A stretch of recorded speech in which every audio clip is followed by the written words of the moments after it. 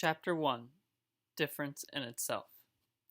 Indifference has two aspects: the undifferentiated abyss, the black nothingness, the indeterminate animal in which everything is dissolved, but also the white nothingness, the once more calm surface upon which float unconnected determinations, like scattered members, a head without a neck, an arm without a shoulder, eyes without brows. The indeterminate is completely different, but such floating determinations are no less indifferent to each other. Is difference intermediate between these two extremes, or is it not rather the only extreme, the only moment of presence and precision? Difference is a state in which one can speak of determination as such. The difference between two things is only empirical, and the corresponding determinations are only extrinsic. However, instead of something distinguished from something else, imagine something which distinguishes itself, and yet that from which it distinguishes itself does not distinguish itself from it. Lightning, for example, distinguishes itself from the black sky, but must also trail behind, as though it were distinguishing itself from that which does not distinguish itself from it. It is as if the ground rose to the surface without ceasing to be ground.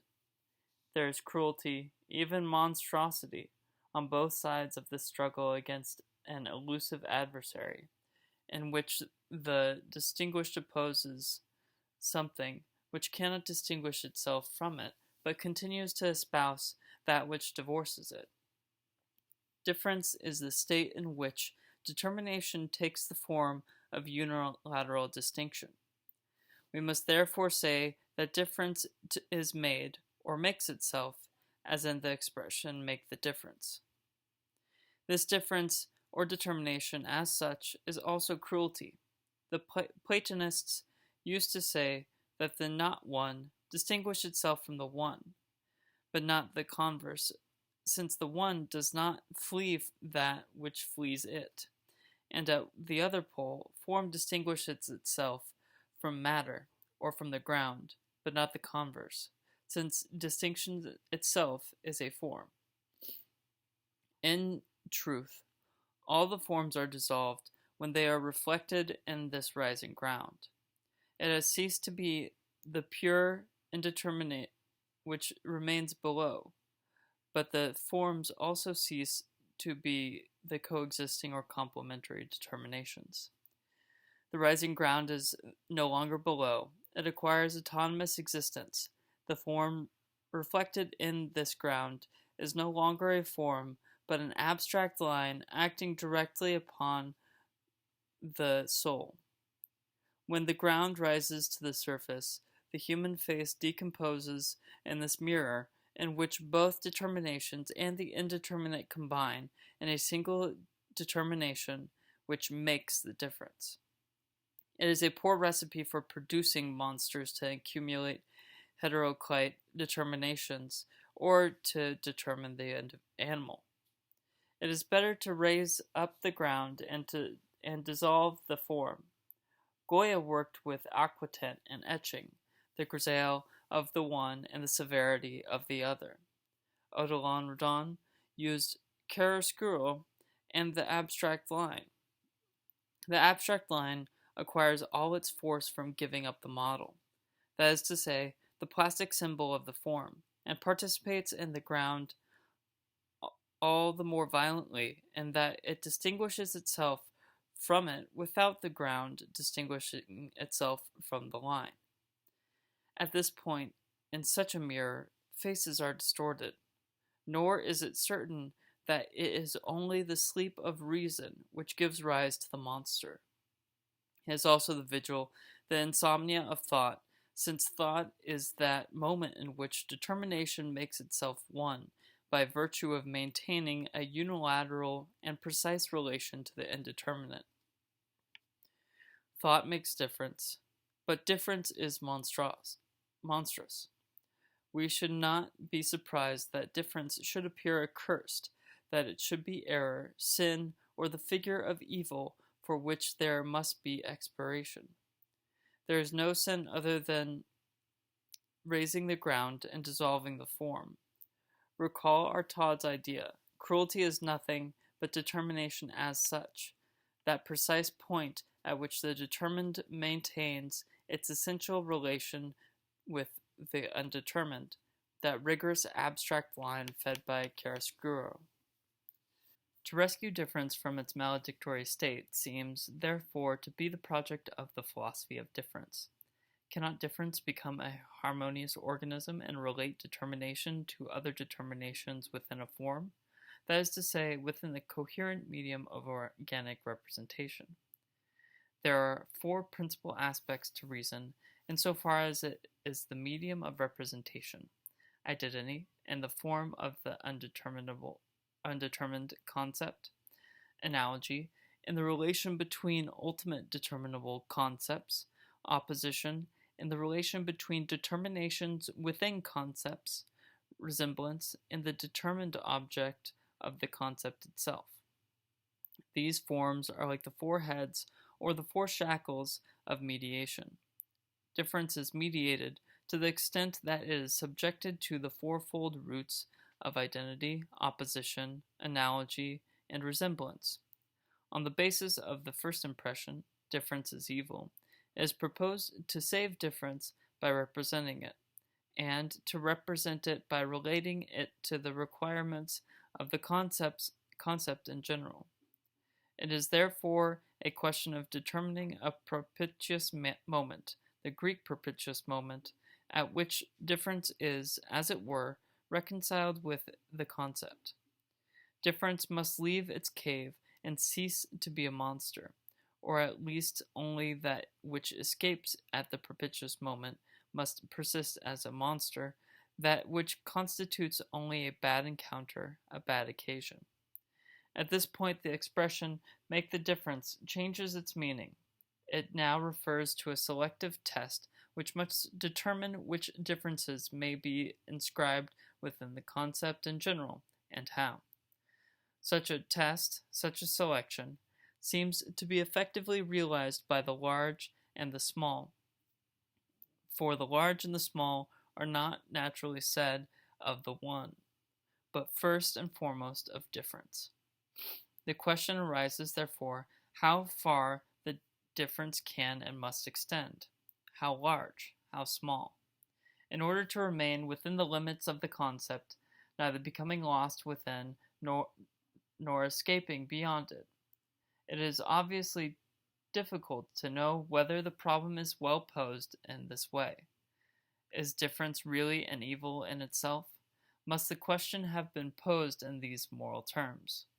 Must difference have been mediated in order to render it both livable and thinkable?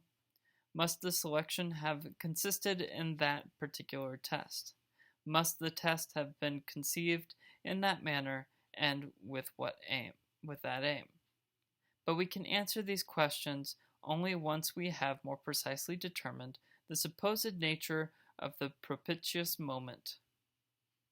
Aristotle says, "There is a difference, which is at once the greatest and the most perfect, megiste and teleos." Difference in general is distinguished from diversity or otherness, for two terms differ when they are other, not in themselves, but in something else. Thus, when they also agree in something else, a genus when they are differences in species for differences in number, or even in being, according to the analogy, for differences in genus. Under these conditions, what is the greatest difference? The greatest difference is always in opposition, but of all the forms of opposition, which is the most perfect, the most complex, that which agrees best? Related terms belong to one another. Contradiction already belongs to a subject, but only in order to make its substance impossible, and to qualify the change by which it begins or ceases to be. Privation, again, expresses a determinate incapacity on behalf of an existing subject. Contrariety alone expresses the capacity of a subject to bear opposites while remaining substantially the same in matter or in genus. Under what conditions, however, does contrariety impart its perfection to difference? So long as we consider the concrete being with respect to its matter, the contrarieties which affect it are corporeal modifications which give us only the empirical, accidental concept of a still extrinsic difference, extra quiddatum. Accidents may be separable from the subject, as white and black are from man, or inseparable, as male and female are from animal. Accordingly, the difference will be called either communis or propria, but in so far as it pertains to matter, it will always be accidental. Thus, only a contrariety in the essence or in the form gives us the concept of difference that is itself essential. Differentia essentialis ad proprissima.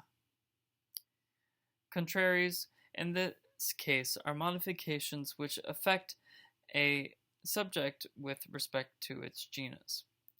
Genera are in effect divided by differences in essence which take the form of contraries, such as with feet and with wings.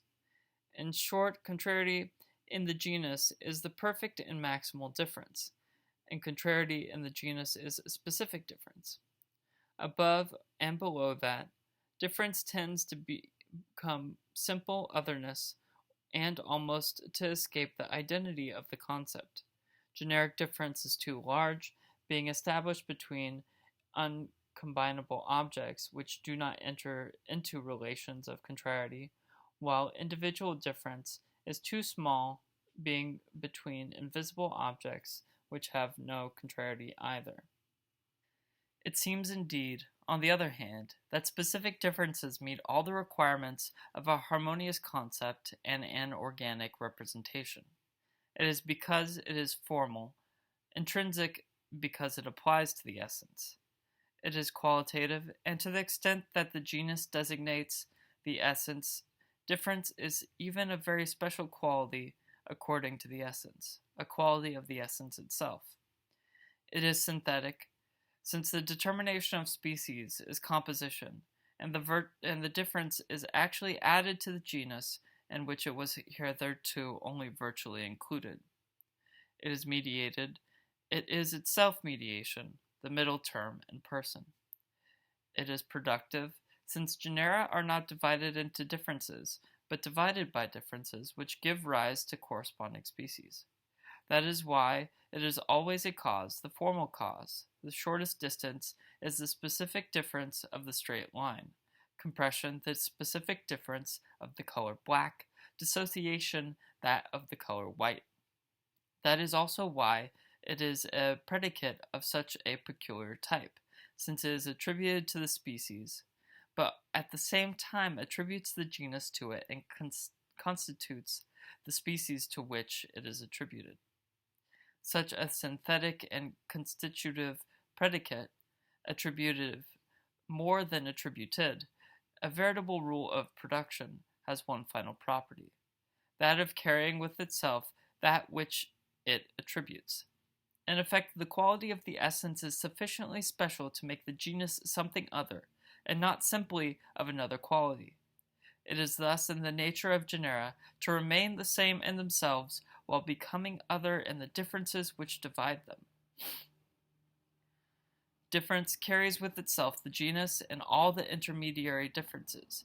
The determination of species links difference with difference across the successive levels of division, like a transport of difference, a diaphora difference of diaphora, until a final difference, that of the infima species, lowest species, condenses in the chosen direction the entirety of the essence and its continued quality, gathers them under an intuitive concept and grounds them along with the term to be defined, thereby becoming itself something unique and indivisible, a tamon, adiphoron eidos.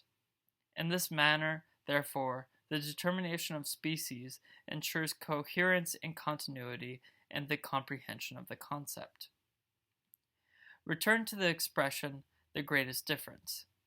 It is now evident that specific difference is the greatest only in an entirely relative sense.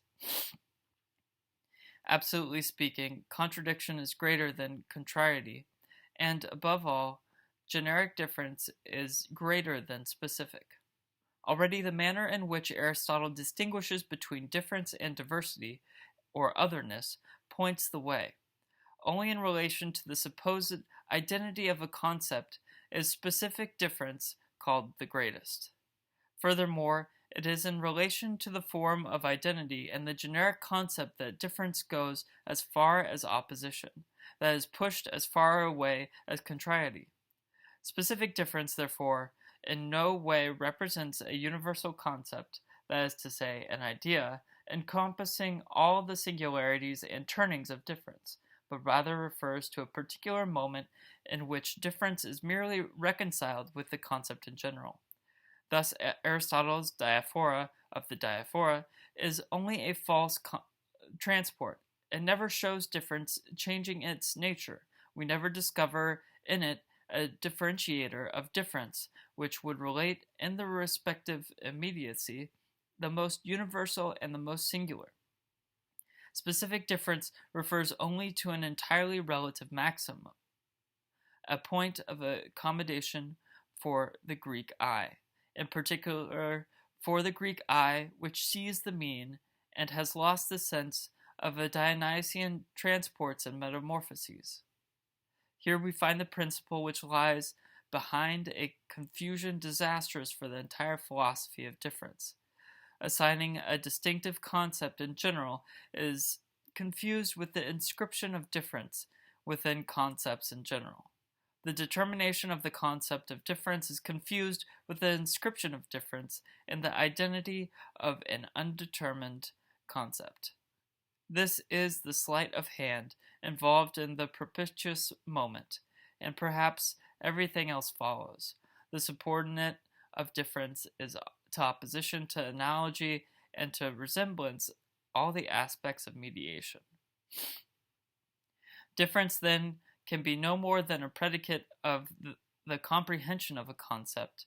Aristotle constantly reminds us this predicative character of specific difference, but he is forced to lend its strange powers, such as that of attributing as much as that of being attributed, or of altering the genus as much as of modifying its quality.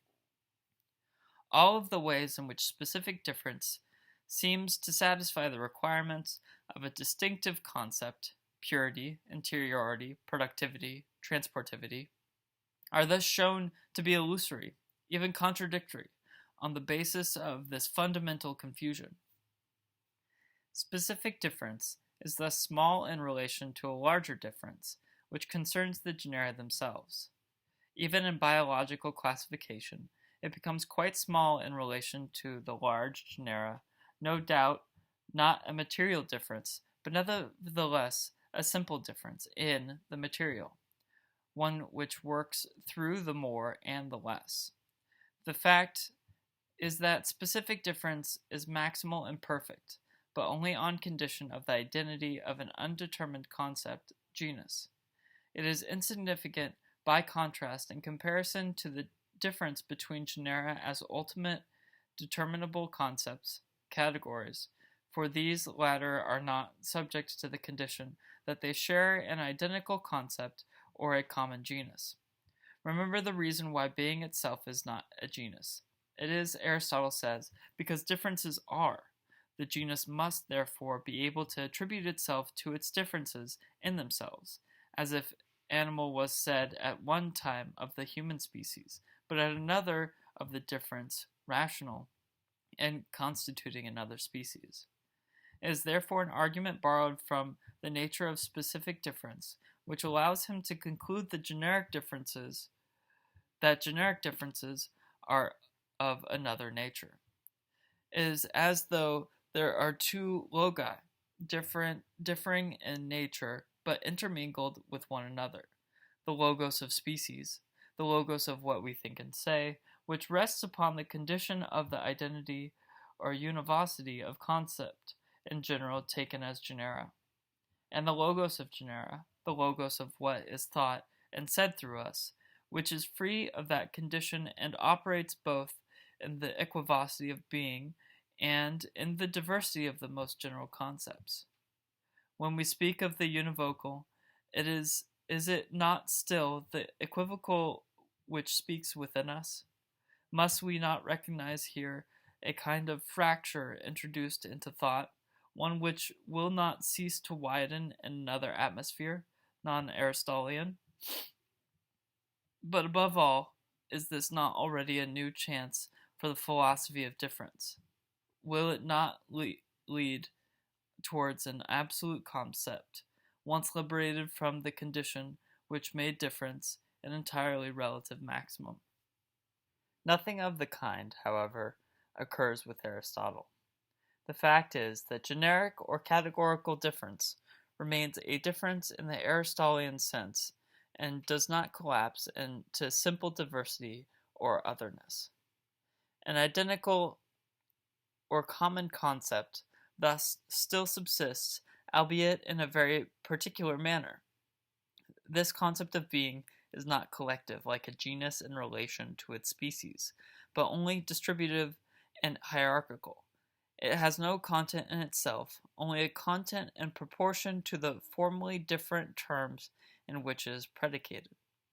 These terms, categories, need not have an equal relation to being. It is enough that each has an internal relation to being. The two characteristics of the concept of being, having no more than a distributive common sense and having a hierarchical primary sense, show clearly that being does not have, in relation to the categories, the role of a genus in relation to univocal species.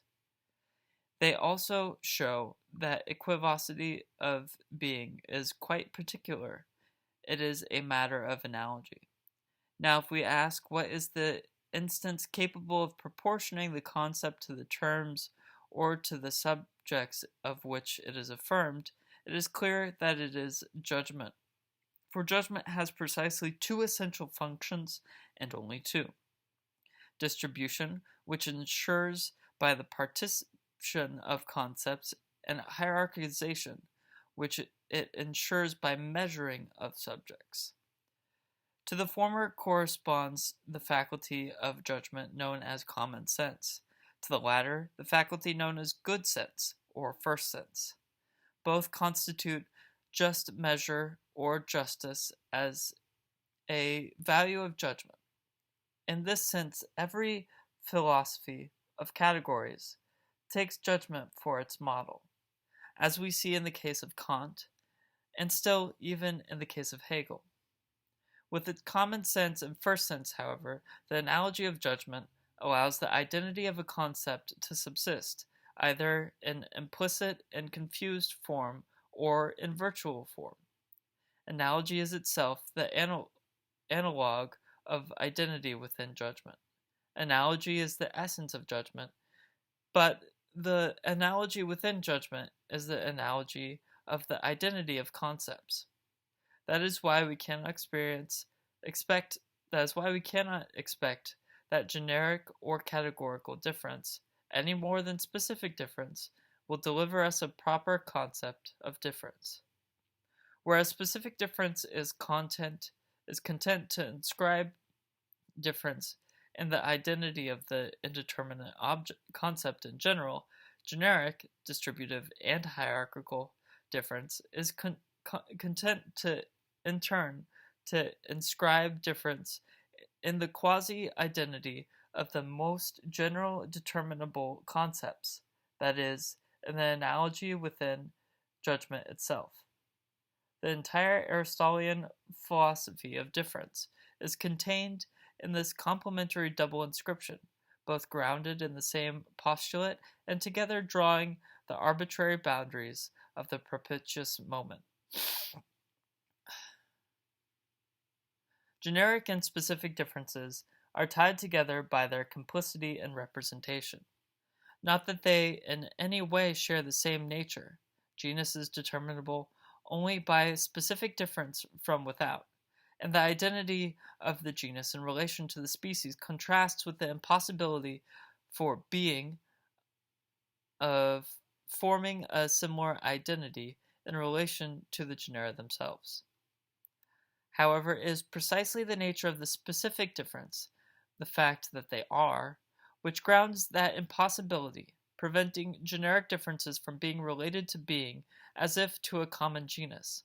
If being were a genus, its differences would be assimilable to specific differences. But then one could no longer say that they are, since a genus is not in itself attributed to its differences. In this sense, the univocity of species is a common genus refers back to the equivocity of being in the various genera. The one reflects the other. We see this clearly in the requirements of the ideal of classification. At once the large units, genera magistra, which will eventually be called branches, are determined according to relations of analogy, which suppose a choice of characters carried out by judgments in the abstract representation. And the small units, the little genera of species, are determined by a direct perception or resemblance, which suppose a continuity of sensible intuition in the concrete representation. Even non-evolutionism will rediscover these two related aspects of the categories of the large and the small, when it distinguishes the large precocious embryological differentiations from the small, tardy, adult, species or interspecies differentiations. Alternatively, these two aspects enter into conflict according to whether the large genera or the species are taken to be concepts of nature, both constituting the limits of organic representation and the requisite equally necessary for classification. Methodological continuity in the perception of resemblances is no less indispensable than the point of view from the other. Difference appears only as reflexive concept. In effect, difference allows the passage from similar neighboring species to the identity of a genus which subsumes them, that is, the extraction or cutting out of generic identities from the flux of a continuous perceptible series.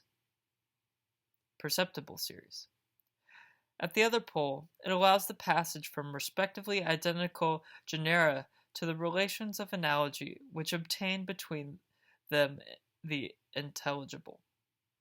As a concept of reflection, difference testifies to its full submission to all the requirements of representation, which becomes thereby organic representation.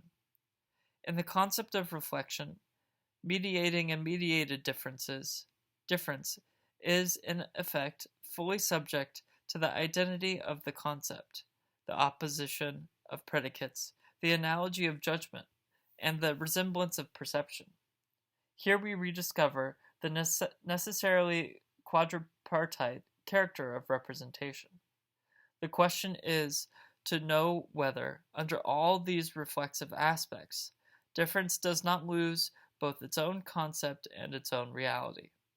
In effect, difference ceases to be reflexive and recovers an effectively real concept only to the extent that it designates catastrophes, either breaks of continuity in the series of resemblances, or impassable fissures between analogical structures. It ceases to be reflexive only in order to become catastrophic. No doubt, it cannot be the one without the other. But does not difference as catastrophe precisely bear witness to an irreducible ground which continues to act under the apparent equilibrium of organic representation? There has only ever been one ontological proposition: being is univocal. There has only ever been one ontology, that of Duns Scotus, which gave being a single voice. We say Duns Scotus because he was the one who elevated univocal being to the highest point of subtlety, albeit at the price of abstraction. However, from Parmenides to Heidegger, it is the same voice which is taken up, and an echo which itself forms the whole deployment of the univocal. A single voice raises the clamor of being. We have no difficulty in understanding that being, even if it is absolutely common, it nevertheless not a genius. It is enough to replace the model of judgment with that of the proposition. In the proposition understood as a complex entity, we distinguish, in a sense, the sense or what is expressed in the proposition, the designated, which expresses itself in the proposition, the expressors or designators, which are numerical modes, that is to say, differential factors characterizing the elements endowed with sense and designation. We can conceive that names or propositions do not have the same sense even while they designate exactly the same thing, as in the case of the celebrated examples morning star, evening star, Israel, Jacob, Plan, Blanc. The distinction between these senses is indeed a real distinction, distinctio realis, but there is nothing numerical, much less ontological, about it. It is formal, qualitative, or semiological distinction. The question whether categories are directly assimilable to such senses, or, more probably, derived from them, must be left aside for the moment. What is important is that we can conceive of several formally distinctive senses which none the less refer to being as if to a single designated entity, ontologically one. It is true that such a point of view is not sufficient to prevent us from considering these senses as analogs, and this unity of being as an analogy. We must add that being, this common designated, in so far as it expresses itself, is said in turn in a single and same sense of all the numerically distinct designators and expressors. In the ontological proposition, not only is that which is designated ontologically the same for the qualitatively distinct senses, but also the sense is ontologically the same for individuating modes, for numerically distinct designators or expressors. The ontological proposition involves a circulation of this kind, expression as a whole. In effect, the essential in univocity is not that being is said in a single and same sense, but that it is said in a single and same sense of all its individuating differences or intrinsic modalities. Being is the same for all these modalities, but these modalities are not the same. It is equal for all, but they themselves are not equal. It is said of all in a single sense, but they themselves do not have the same sense. The essence of univocal being is to include individuating differences, while these differences do not have the same essence and do not change the essence of being, just as white includes various intensities, while remaining essentially the same white. There are not two paths, as Parmenides' poem suggests, but a single voice of being, which includes all its modes, including the most diverse, the most varied, the most differentiated. Being is said in a single and same sense of everything of which it is said, but that of which it is said differs. It is said of difference itself. No doubt there is still hierarchy in distribution in univocal being, in relation to the individuating factors and their sense, but distribution and even hierarchy have two completely different, irreconcilable acceptations. Similarly for the expressions logos and nomos, insofar as these refer to problems of distribution.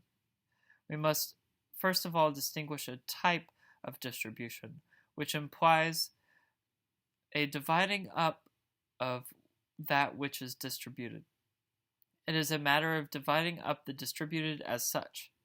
It is here that in judgment the rules of analogy are all powerful.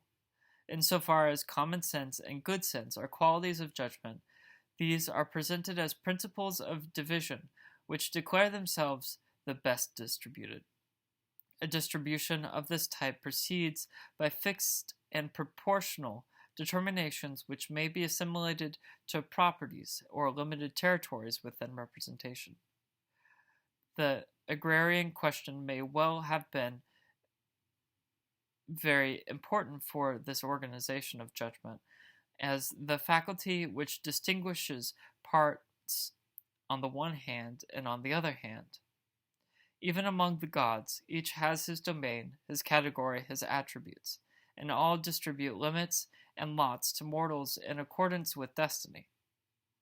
Then there is a completely other distribution which must be called nomadic, a nomad nomos, without property, enclosure, or measure. Here there is no longer a division of that which is distributed, but rather a division among those who distribute themselves in an open space, a space which is unlimited, or at least without precise limits. Nothing pertains or belongs to any person, but all persons are arrayed here and there in such a manner as to cover the largest possible space.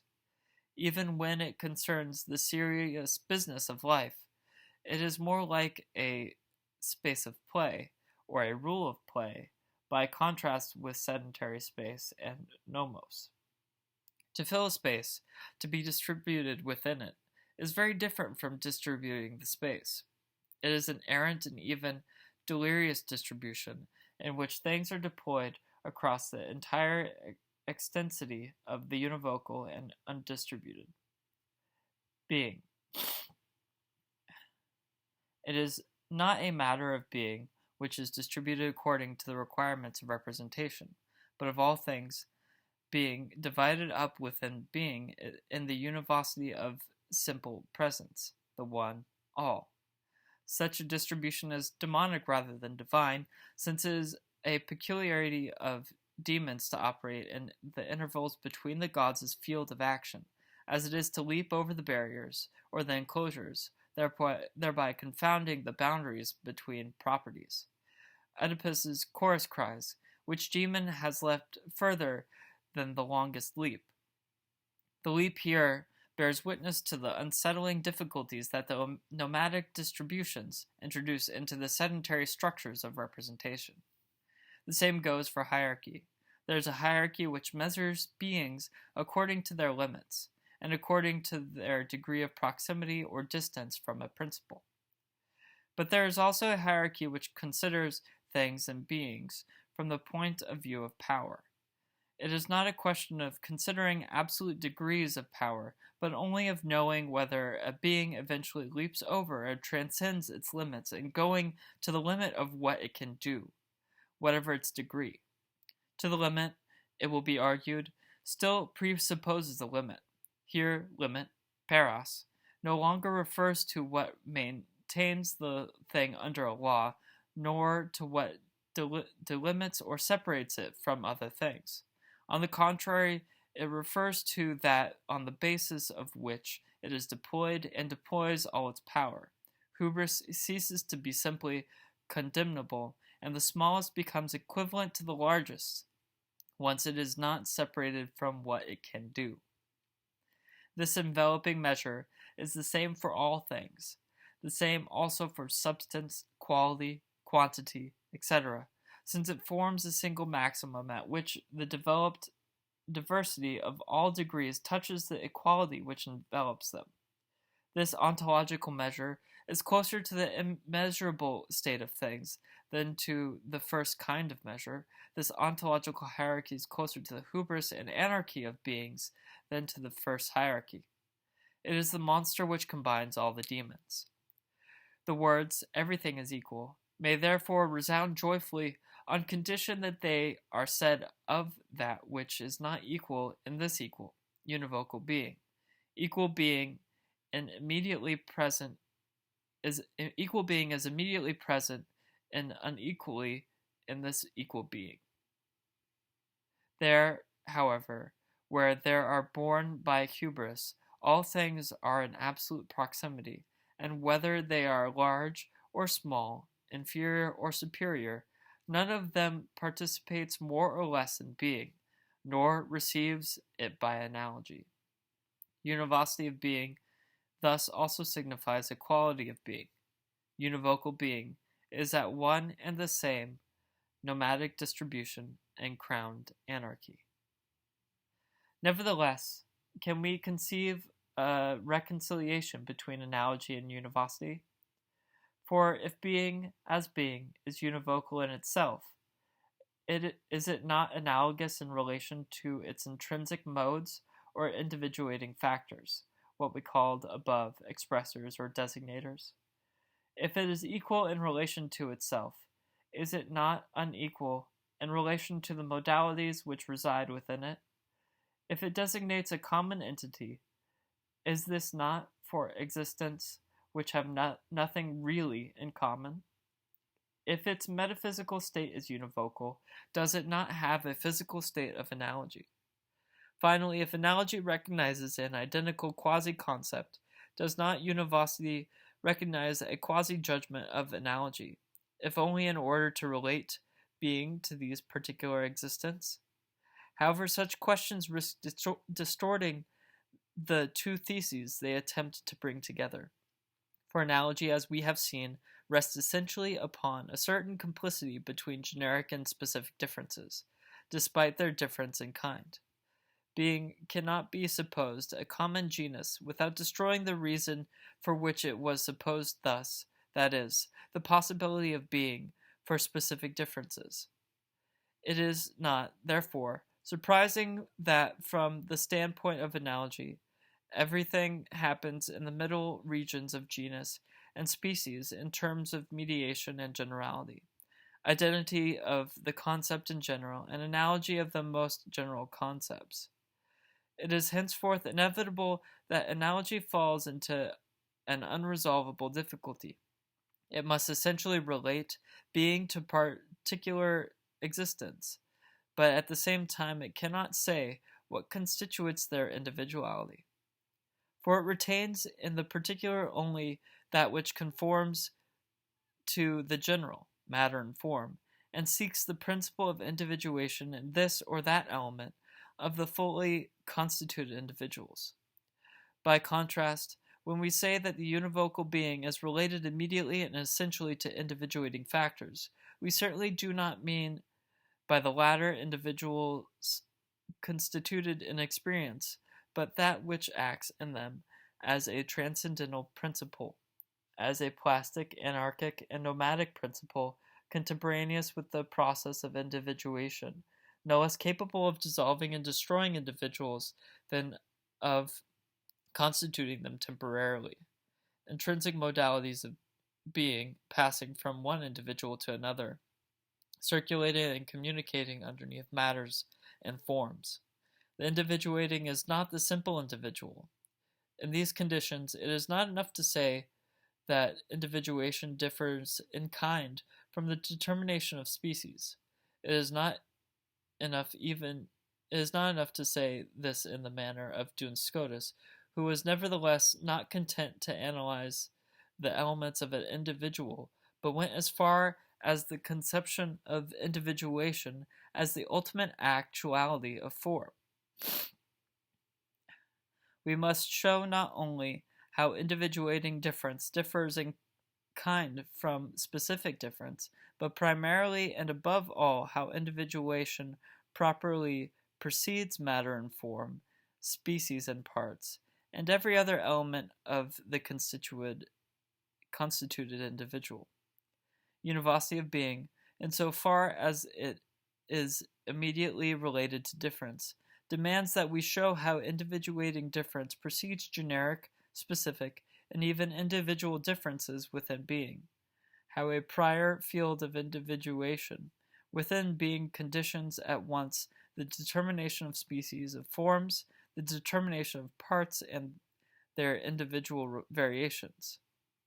If individuation does not take place either by form or by matter, neither qualitatively nor extensionally, this is not only because it differs in kind, but because it is already presupposed by the forms, matters, and extensive parts. Thus, it is not at all in the same manner that in the analogy of being, generic and specific differences are in general mediated in relation to individuating differences, and that in univocity, univocal being is said immediately of individual differences, or the universal is said of the most singular independently of any mediation.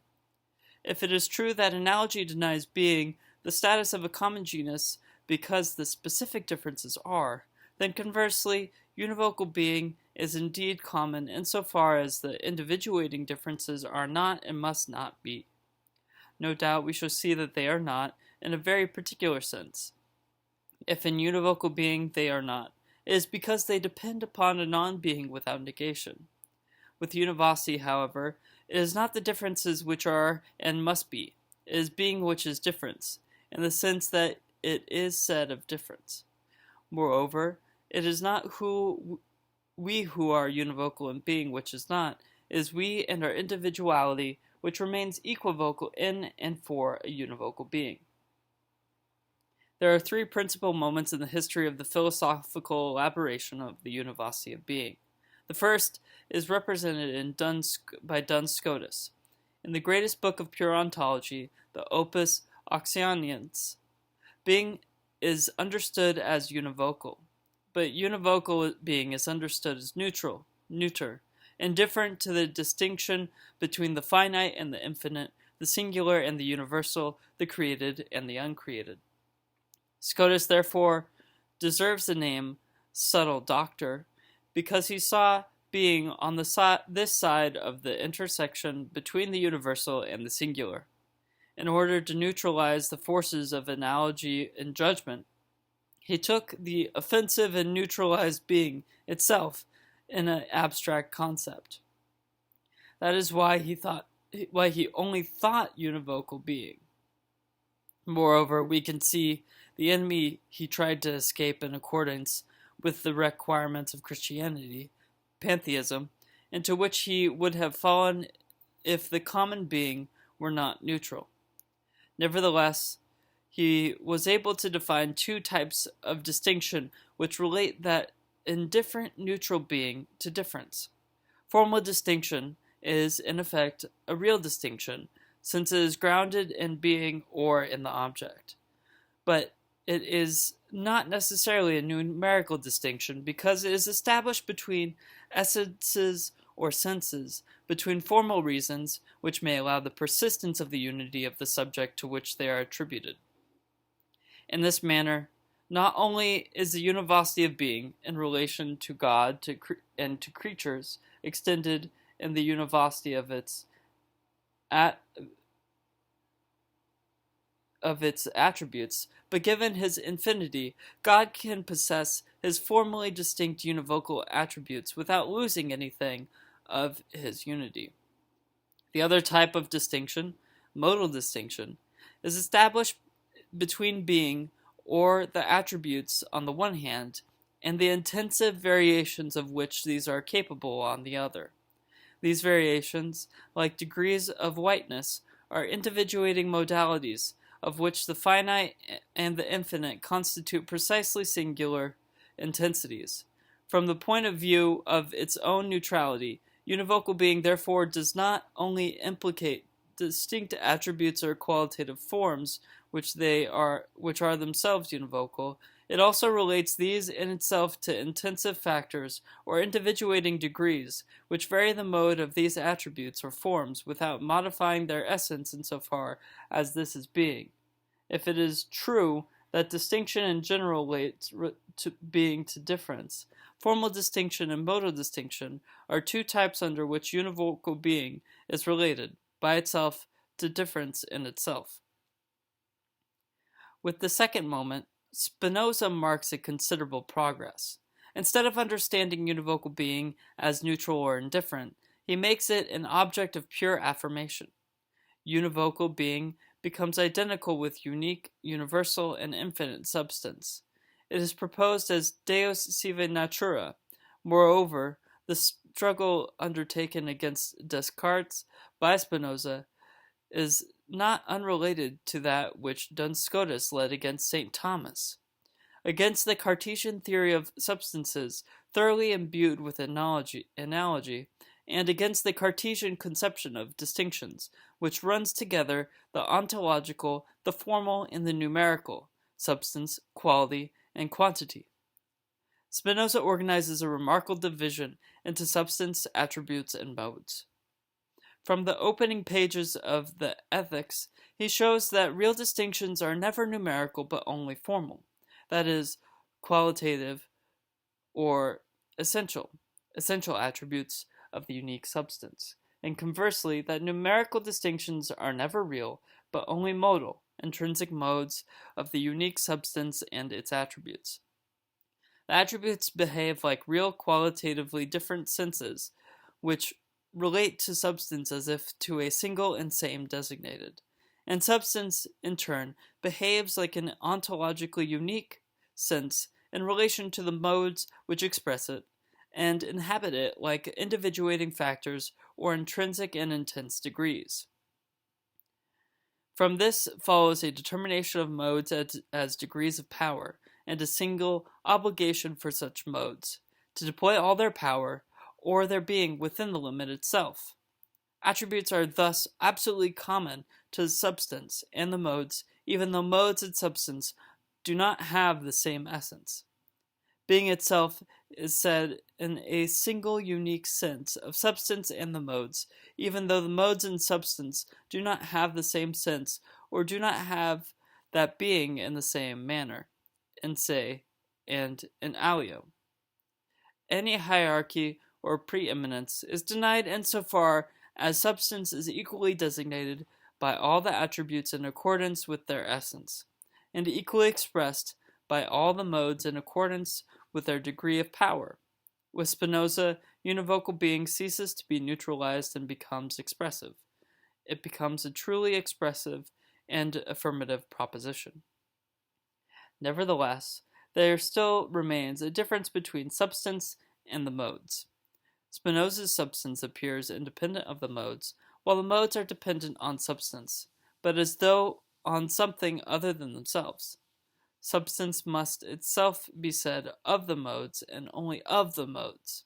Such a condition can be satisfied only at the price of a more general categorical reversal, according to which being is said of becoming identity of that which is different, the one of the multiple, etc. That identity not be first, that it exists as a principle, but as a second principle, as a principle become, that it revolve around the different. Such would be the nature of a Copernican revolution, which opens up the possibility of difference having its own concept, rather than being maintained under the domination of a concept in general already understood as identical. Nietzsche meant nothing more than this by eternal return. Eternal return cannot mean the return of the identical, because it presupposes a world, that of the will to power, in which all previous identities have been abolished and dissolved. Returning is being, but only the being of becoming. The eternal return does not bring back the same, but returning constitutes the only same of that which becomes. Returning is the becoming identical of becoming itself. Returning is thus the only identity, but identity as a secondary power, the identity of difference, the identical which belongs to the difference, or turns around the different. Such an identity, produced by difference, is determined as repetition. Repetition in the eternal return, therefore, consists in conceiving the same on the basis of the different. However, this conception is no longer merely a theoretical representation. It carries out a practical selection among differences according to their capacity to produce, that is, to return or to pass the test of the eternal return. The selective character of eternal return appears clearly in Nietzsche's idea. It is not the whole, the same, or the prior identity in general which returns, nor is it the same or the large, either as parts of the whole or as elements of the same. Only the extreme forms return. Those which, large or small, are deployed within the limit and extend to the limit of their power, transforming themselves and changing one into another. Only the extreme, the excessive returns, that which passes into something else and becomes identical. That is why the eternal return is said only of the theatrical world of the metamorphoses and masks of the will to power, of the pure intensities of that will, which are like mobile individuating factors, unwilling to to allow themselves to be contained within the fractious limits of this or that individual, this or that self. Eternal return, or returning, expresses the common being of all these metamorphoses, the measure and the common being of all that is extreme, of all the realized degrees of power. It is the being equal of all that is unequal and has been able to fully realize its inequality. All that is extreme in becoming the same communicates in an equal and common being, which determines its return. That is why the Overman is defined as the superior form of everything that is. We must discover that what Nietzsche means by noble. He borrows the language of energy physics and calls noble that energy which is capable of transforming itself. When Nietzsche says that hubris is the real problem of every Heraclitan, or that hierarchy is the problem of free spirits, he means one and only one thing, that it is in hubris that everyone finds that being which makes him return, along with that sort of crowned anarchy, that overturned hierarchy, which, in order to ensure the selection of difference, begins by subordinating the identical to the different. In all these respects, eternal return is the univocity of being, the effective realization of that univocity. In the eternal return, the univocal being is not only thought and even affirmed, but effectively realized. Being is said in a single and same sense, but this sense is that of eternal return, as the return or repetition of that which it is said. The wheel in the eternal return is at once both production of repetition on the basis of difference and selection of difference on the basis of repetition. The test of the small and the large seemed to us to misconstrue selection because it renounced any concept of difference itself in favor of the requirements of the identity of the concept in general. By inscribing itself within the indexical concept or within analogous concepts, minimum and maximum, it only fixed the limits within which determination became difference.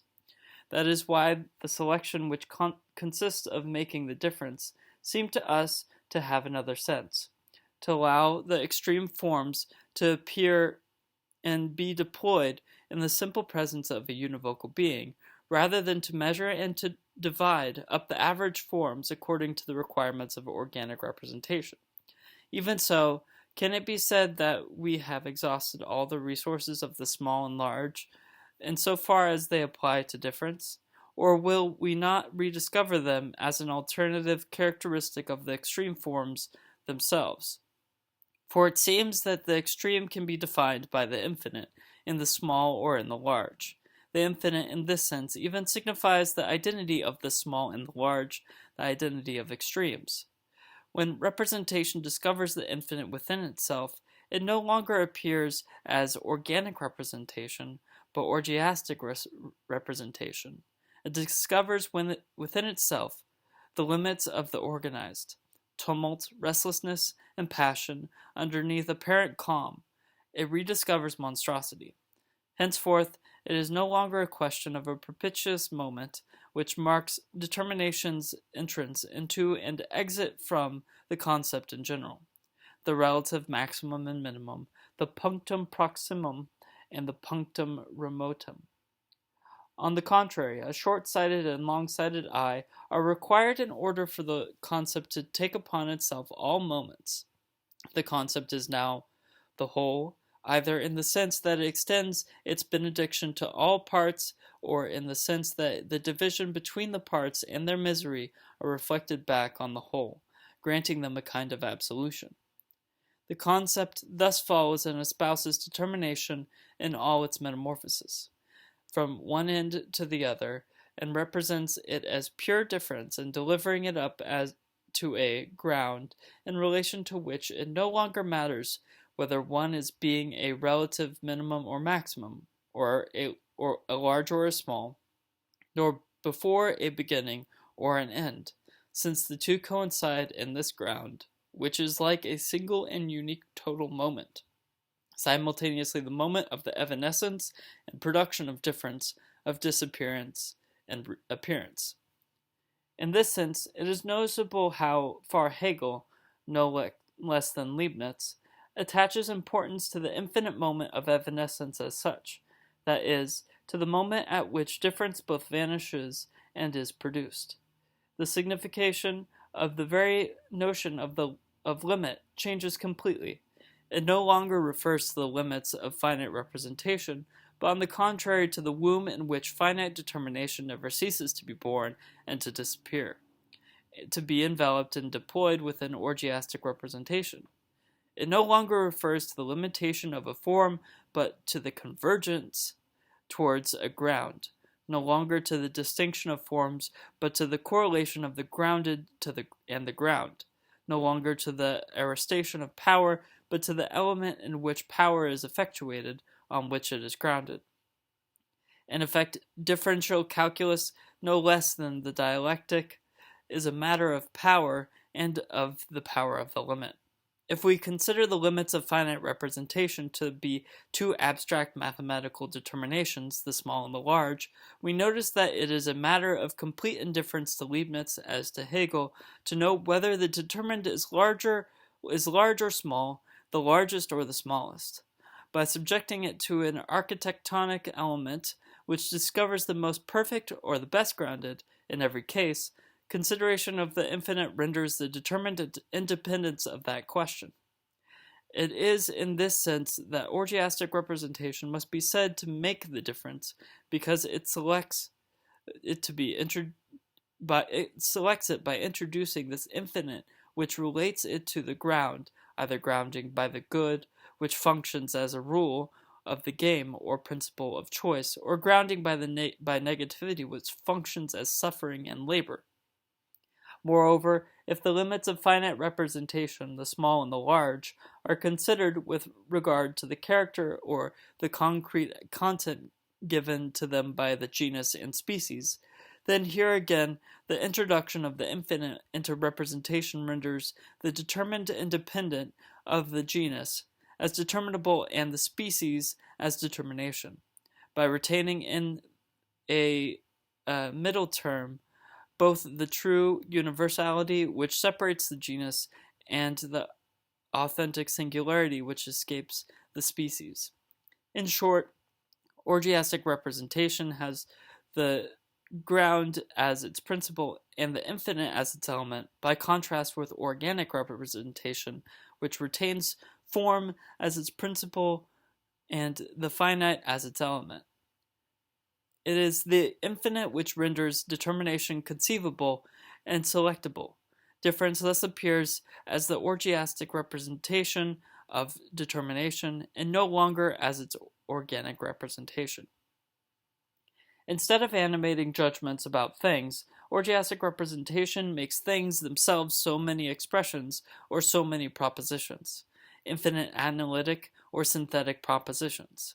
Why, then, is there a choice within orgiastic representation, given that the 2 points, the small and the large, the maximum and the minimum, have become indifferent or identical in the infinite, while difference has become completely independent of them in the ground? It is because the infinite is not the point at which finite determination disappears.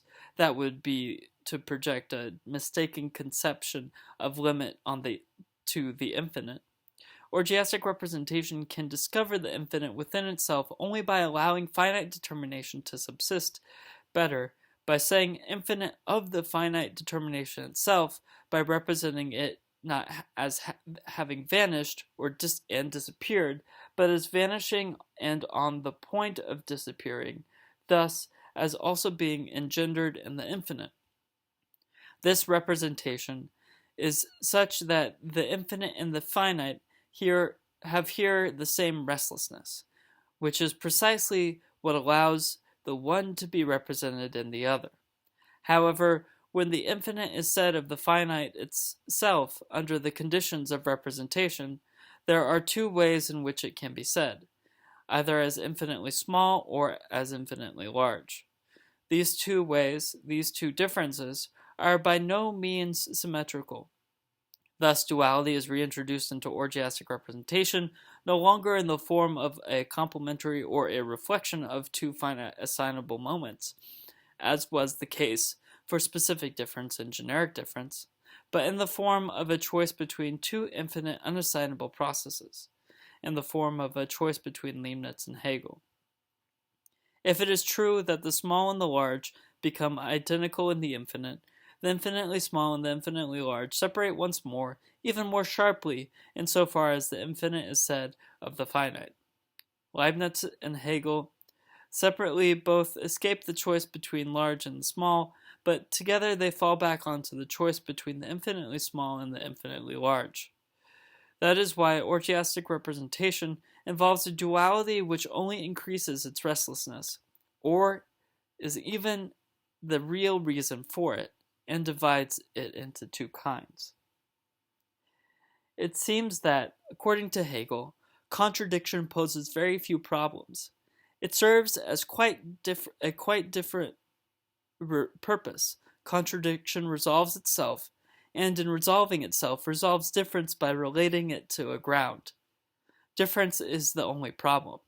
The criticism that Hegel addresses to his predecessors is that they stopped at a purely relative maximum without reaching the absolute maximum of difference, namely contradiction.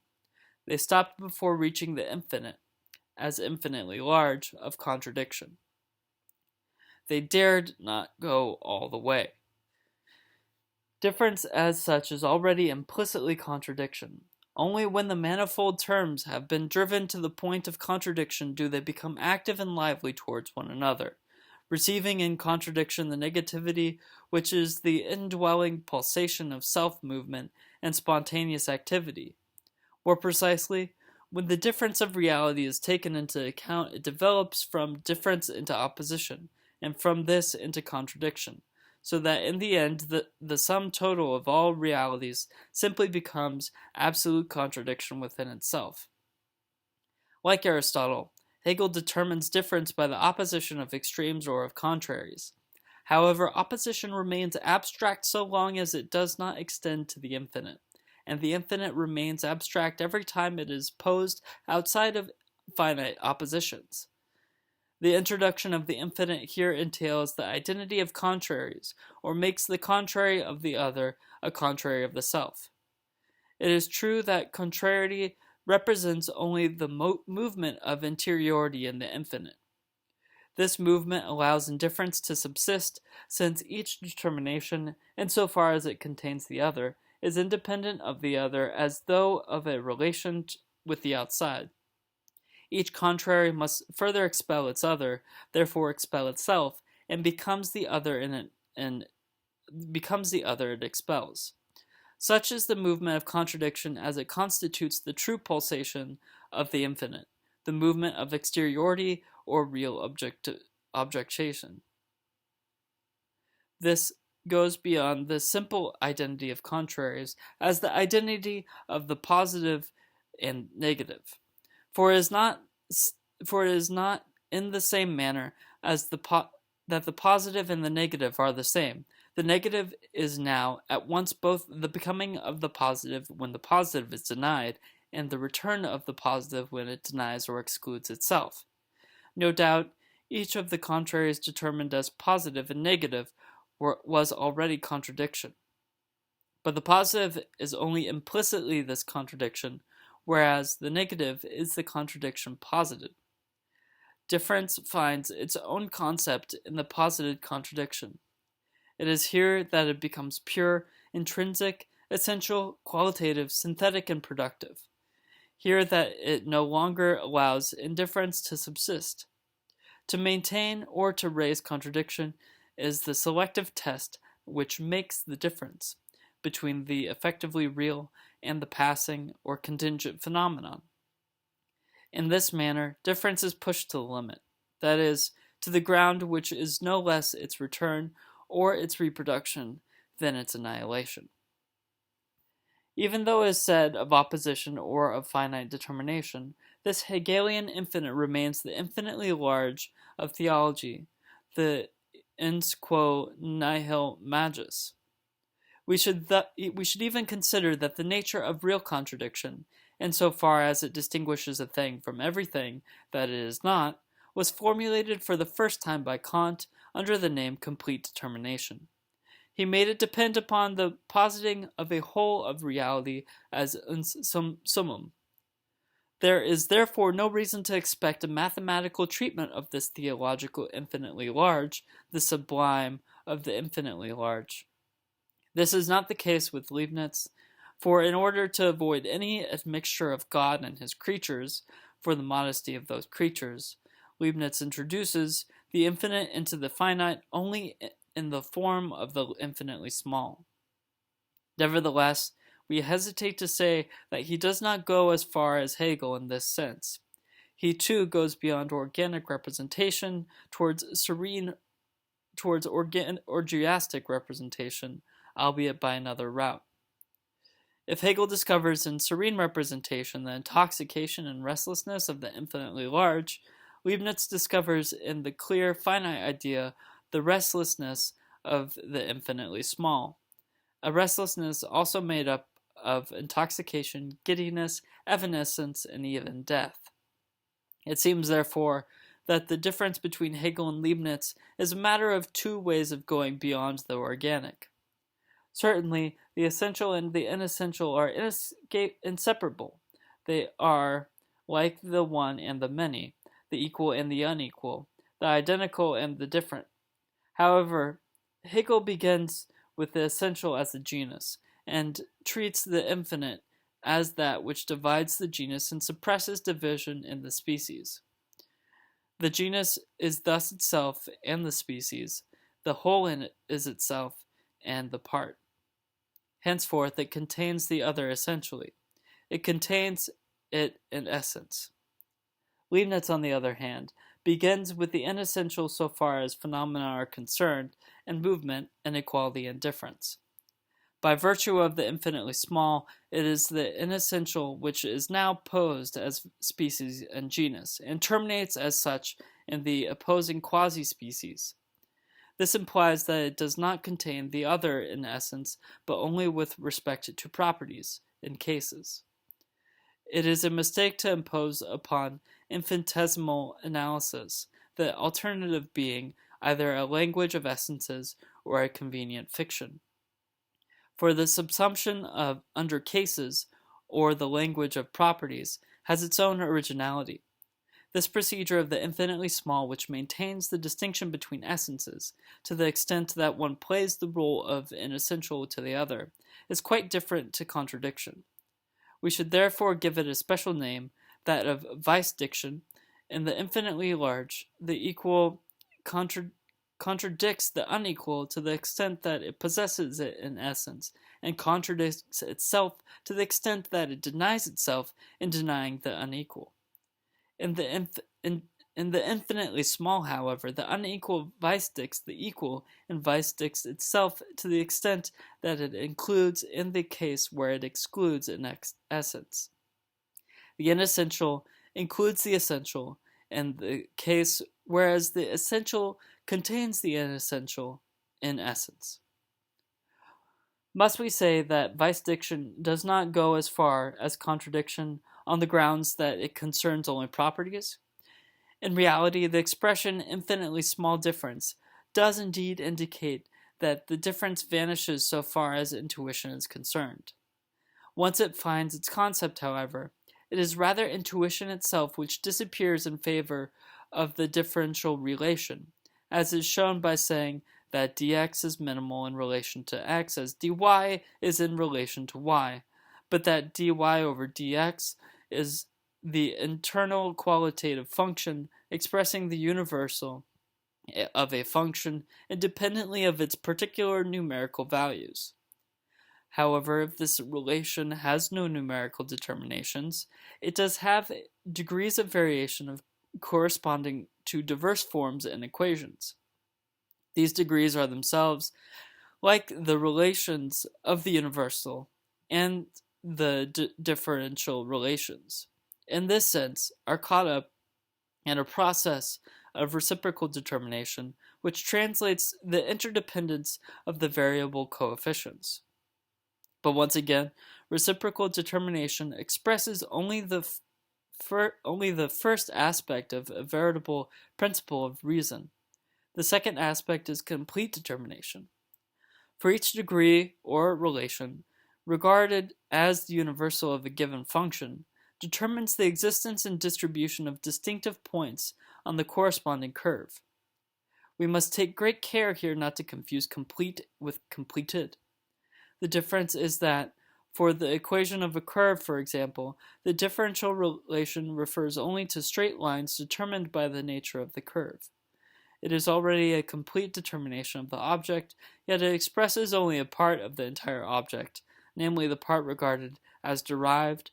The other part, which is expressed by the so-called primitive function, can be found only by integration, which is not simply the inverse of differentiation. Similarly, it is integration which defines the nature of the previously determined distinctive points. That is why an object can be completely determined, ens omni modo determinatum, without, for all that, possessing the integrity which alone constitutes its actual existence. Under the double aspect of reciprocal determination and complete determination, however, it appears already as if the limit coincides with the power itself. The limit is defined by convergence. The numerical values of a function find their limit in the differential relation, the differential relations find their limit in the degrees of variation, and at each degree the distinctive points of the limits of series which are analytically continued one into the other. Not only is the differential relation the pure element of potentiality, but the limit is the power of the continuous, as continuity is the power of these limits themselves. Difference thus finds its concept in a negative, but a negative of pure limitation, a nihil respectivum. Dx is nothing in relation to x. From all these points of view, the distinction between the distinctive and the ordinary, the singular and the regular, forms the two categories of inessential and the continuous. They inform the whole language of limits and properties. They constitute the structure of phenomena as such. We see in this sense all that philosophy must expect from a distribution of distinctive points and ordinary points for the description of experience. But already the two kinds of point prepare and determine, in the inessential, the constitution of the essences themselves. The inessential here refers not to that which lacks importance, but, on the contrary, to the most profound, to the universal matter or continuum from which the essences are finally made. In effect, Leibniz, for his part, never saw any contradiction between the law of continuity and the principle of indiscernibles. The one governs properties, affections, or complete cases. The other rules essences understood as completed individual notions. We know that each one of these completed notions, monads, expresses the totality of the world, but it expresses it precisely under a certain differential relation and around certain distinctive points which correspond to this relation. It is in this sense that the differential relations and distinctive points already indicate centers of envelopment within the continuum, centers of possible implications or involution, which are brought about by individual essences. It suffices to show that the continuum of affections and properties, in a sense, precedes the constitution of these individual essences, which amounts to saying that the distinctive points are themselves pre-individual singularities. This in no way contradicts the idea that individuation precedes the actual determination of species, even though it is preceded by the whole differential continuum. This condition is fulfilled in Leibniz's philosophy in the following manner. The world, as that which is expressed in common by all monads, pre-exists its expressions. It is nevertheless true that it does not exist apart from that which expresses it, apart from the monads themselves. But these expressions refer to the expressed as though to the requisite of their constitution. It is in this sense, as Leibniz constantly reminds us in his letter to Arnold, that the inherence of predicates in case subject supposes the compossibility of the world expressed by all these subjects. God did not create Adam as a sinner, but rather the world in which Adam sinned. It is undoubtedly continuity which defines the compossibility of each world, and if the real world is the best, this is to the extent that it presents a maximum of continuity in a maximum number of cases, in a maximum number of relations and distinctive points. That is to say, for each world, a series which converges around a distinctive point is capable of being continued in all directions, and other series converging around other points, while the incompossibility of worlds, by contrast, is defined by the juxtaposition of points which would make the resultant series diverge. We can see why the notion of incompossibility in no way reduces the contradiction and does not even imply real opposition. It implies only divergence, while compossibility is only an analytic continuation which translates the originality of the process of visdiction. In the continuum of a compossible world, differential relations and distinctive points thus determine expressive centers, essences, or individual substances, in which at each moment the entire world is contained from a certain point of view. Conversely, the action and unfolding of these centers restores the world in which they themselves play the role of simple distinctive points and of cases in the expressed continuum. The law of continuity appears here as a law of properties or cases of the world, a law of development which applies to the expressed world but also to the monad in the world themselves. The principle of indiscernibles and a principle of essences and a principle of envelopment which applies to expressions, that is, to monads and to the world within the monads. The two languages continually translate into one another. Together they relate difference both as infinitely small difference and as finite difference, to sufficient reason as the foundation which selects or chooses the best world. In this sense, the best of all worlds does indeed imply a comparison, but it is not a comparative. Since each world is finite, it is a superlative which carries difference to the absolute maximum through the very test of the infinitely small. Finite difference is determined in a monad as the part of the world clearly expressed, infinitely small difference as the confused ground which underpins that clarity. In these two ways, orgiastic representation mediates determination and makes it a concept of difference by assigning it a reason. Finite representation is that of a form which contains a matter, but a secondary matter insofar as it is defined by contraries. We have seen that it represented difference by mediating it, by subordinating it to the identities as the genus, and by ensuring that subordinates by means of analogy among the genera themselves, by means of the logical opposition of determinations and the resemblance of properly material contents. It is not the same with infinite representation, since this includes the whole or ground as primary matter and the essence of subject, absolute form, or self. Infinite representation relates at once both the essence and the ground, and the difference between the two, to a foundation or sufficient reason. Mediation itself has become foundation. However, in the one case, the ground is the infinite continuity of the properties of the universal, which is itself contained in finite particular selves, considered as essences. In the other case, particulars are only properties or figures which are developed in the infinite universal ground, but refer to essences as the true determinations of a pure self, or rather a self enveloped by this ground. In both cases, infinite representation is the object of a double discourse, that of properties and that of essences, that of physical points and metaphysical points, or points of view in the case of Leibniz, that of figures, Leibniz, and moments or categories in the case of Hegel. It cannot be said that Leibniz does not go as far as Hegel. There is even a greater depth in his case, or more orgiastic or bacchanalian delirium, in the sense that the ground plays a greater role.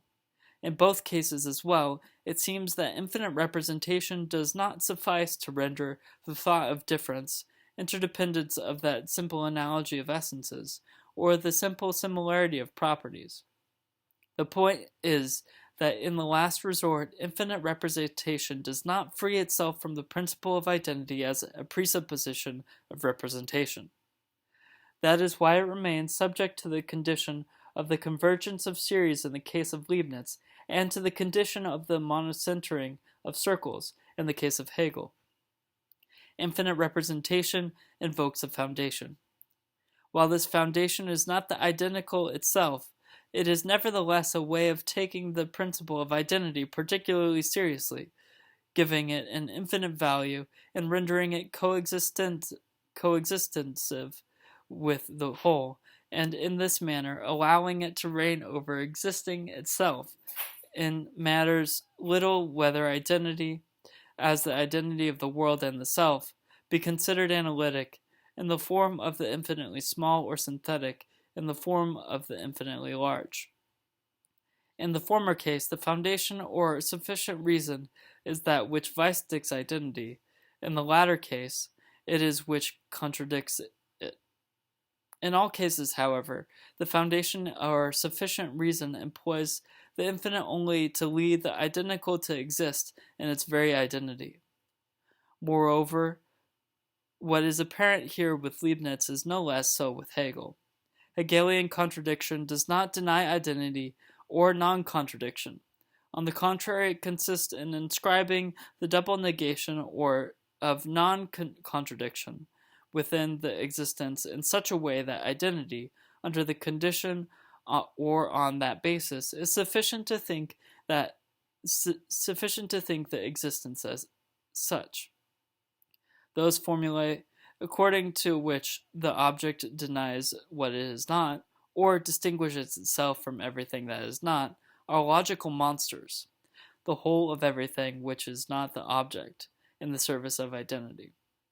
It is said that difference is negativity, that it extends or must extend to the point of contradiction once it is taken to the limit. This is true only to the extent that difference is already placed on a path or along a thread laid out by identity. It is true only to the extent that it is identity that pushes it to that point. Differences is the ground, but only the ground for the demonstration of the identical. Hegel's circle is not the eternal return, only the infinite circulation of the identical by means of negativity. Hegel's innovation is the final and most powerful homage rendered to the old principle. Between Leibniz and Hegel, it matters little whether a supposed negative of difference is understood as a vice-dicting limitation or a contradicting limitation, any more than it matters whether infinite identity be considered analytic or synthetic. In either case, difference remains subordinated to identity, reduced to the negative, incarcerated with similitude and analogy. That is why, in infinite representation, the delirium is only a preformed false delirium which poses no threat to the repose or serenity of the identical.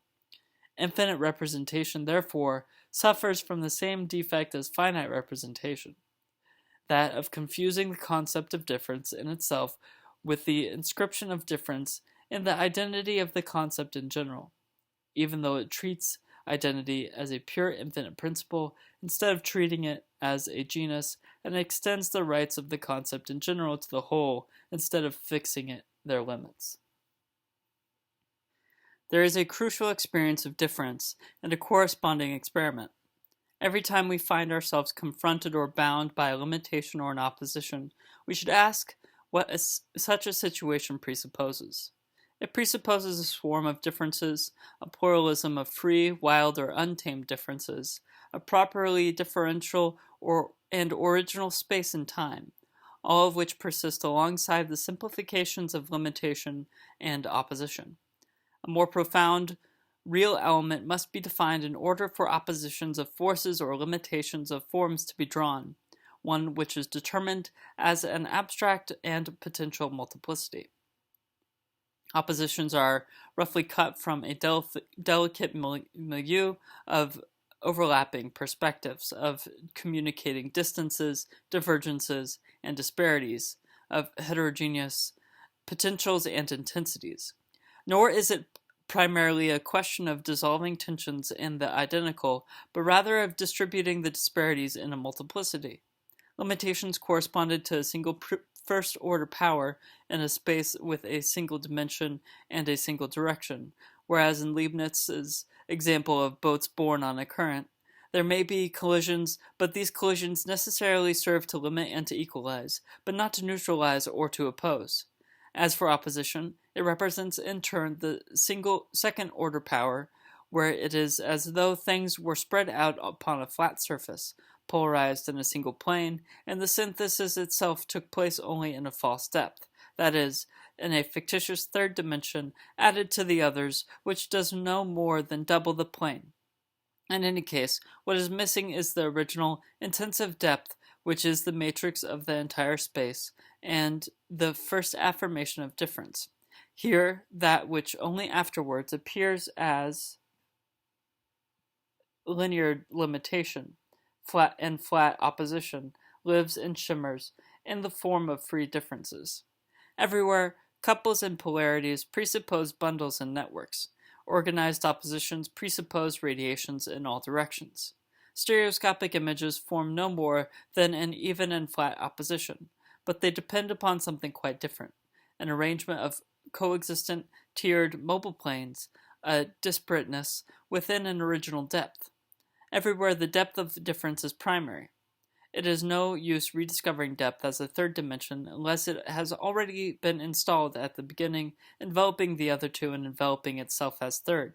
Space and time display oppositions and limitations only on the surface, but they presuppose in the real depth far more voluminous, affirmed, and distributed differences which cannot be reduced to the banality of the negative. It is as though we were in Lewis Carroll's mirror, where everything is contrary and inverted on the surface, but different in depth. We shall see that it is the same with every space, geometrical, physical, biophysical, social, and linguistic. In this respect, how unlikely Trubetskoy's declaration of principle appears. The idea of difference presupposes the idea of opposition. There is a false profundity in conflict, but underneath conflict, the space of the play of differences. The negative is the image of difference, but the flattened and inverted image, like the candle in the eye of the ox, the eye of dialection dreaming of a futile combat. In this sense, no. In this sense, too, Leibniz goes further, or deeper, than Hegel, when he distributes the distinctive points and the differential elements of a multiplicity throughout the ground, and when he discovers a play in the creation of the world. It seems, therefore, as though the first dimension, that of the limit, despite all its imperfections, remains closely to the original depth. Leibniz's only error was to have linked difference to the negative of limitation, because he maintained the dominance of the old principle, because he linked to the series to a principle of convergence, without seeing that divergence itself was an object of affirmation, or that the incompossibles belonged to the same world and were affirmed as the greatest crime and the greatest virtue of the one and only world, that of the eternal return. It is not difference which presupposes opposition, but opposition which presupposes difference, and far from resolving difference by tracing it back to a foundation, opposition betrays and distorts it. Our claim is not only that difference in itself is not already contradiction, but that it cannot be reduced or traced back to contradiction, since the latter is not more but less profound than difference. On what condition is difference traced or projected onto a flat space? Precisely when it has been forced into a previously established identity, when it has been placed on the slope of the identity which makes it reflect or desire identity, and necessarily takes it where identity wants it to go, namely into the negative. The imprint of the Hegelian dialectic on the beginnings of phenomenology has often been noted. The here and the now are posited as empty identities, as abstract universalities which claim to draw difference among them, when in fact difference does not by any means follow and remains attached in the depths of its own space, in the here now, of a differential reality always made up of singularities. It is said that there were thinkers who explained that movement was impossible, but that this did not prevent movement from occurring. With Hegel it is the other way around. He creates movement, even the movement of the infinite, but because he creates it with words and representations, it is a false movement, and nothing follows. It is the same every time there is mediation or representation. The representant says, everyone recognizes that, but there is always an unrepresented singularity who does not recognize precisely because it is not everyone or the universal. Everyone recognizes the universal because it is itself the universal, but the profound sensitive conscience, which is nevertheless presumed to bear the cost, the singular, does not recognize it. The misfortune in speaking is not speaking, but speaking for others or representing something. The sensitive conscience, that is, the particular difference or ta'ala, refuses. One can always mediate, pass over into the antithesis, combine the synthesis, but the thesis does not follow. It substitutes in its immediacy, in its difference which itself constitutes the true movement. Difference is the true content of the thesis, the persistence of the thesis.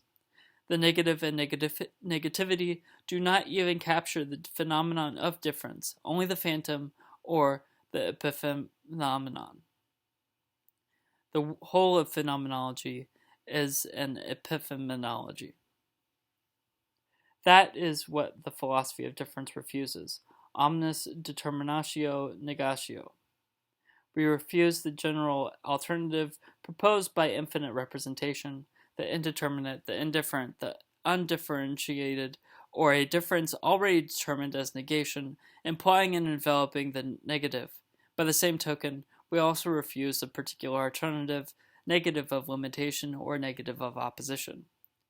In its essence, difference is the object of affirmation or affirmation itself. In its essence, affirmation is itself difference. At this point, does the philosophy of difference not risk appearing as a new version of the beautiful soul? The beautiful soul is in appearing as a new. The beautiful soul is in effect the one who sees differences everywhere and appeals to them only as respectable, reconcilable, or federative differences, while history continues to be made through bloody contradictions. The beautiful soul behaves like a justice of the peace thrown onto the field of battle, one who sees in the inexpiable struggles only simply difference, or perhaps misunderstandings. Conversely, however, it is not enough to harden oneself and invoke the well-known complementarities between affirmation and negation, life and death, creation and destruction, as if these were sufficient to ground a dialectic of negativity, in order to throw the taste of pure differences back at the beautiful soul and to weld the fate of real differences to that of the negative and contradiction. For such complementarities as yet tell us nothing about the relation between one term and the other. Does the determined affirmation result from an already negative and negating difference, or does the negative result from an already differential affirmation? In very general terms, we claim that there are two ways to appeal to necessary destructions: that of the poet, who speaks in the name of a creative power capable of overturning all orders and representations in order to affirm difference in the state of permanent revolution which characterizes eternal return; and that of the politician, who is above all concerned to deny that which differs, so as to conserve or prolong an established historical order, or to establish a historical order which already calls forth in the world the forms of its representation. The two may coincide in particularly agitated moments, but they are never the same. No one passes less for a beautiful soul than Nietzsche. His soul is extremely beautiful, but not in the sense of the beautiful soul. No one is more endowed than he with a sense for cruelty or a taste for destruction. Moreover, throughout his work, he never ceases to contrast two conceptions of affirmation-negation relation. In one case, it is negation which is the motor and driving force. Affirmation results from it, like an ersatz, as it were. It may well be that two negations are not too many to produce a phantom of affirmation. But how would affirmation result from negation unless it conserved that which is denied? Accordingly, Nietzsche indicates the terrifying conservatism of such a conception. Affirmation is indeed produced, but in order to say yes to all that is negative and negating to all that can be denied. Thus, Zarathustra's ass says yes, but for him to affirm is to bear, to assume, or to shoulder a burden. He bears everything: the burdens with which he is laden, divine values; those which he assumes himself, human values; and the weight of his tired muscles when he no longer has anything to bear, the absence of values. This ass and the dialectical ox leave a moral aftertaste.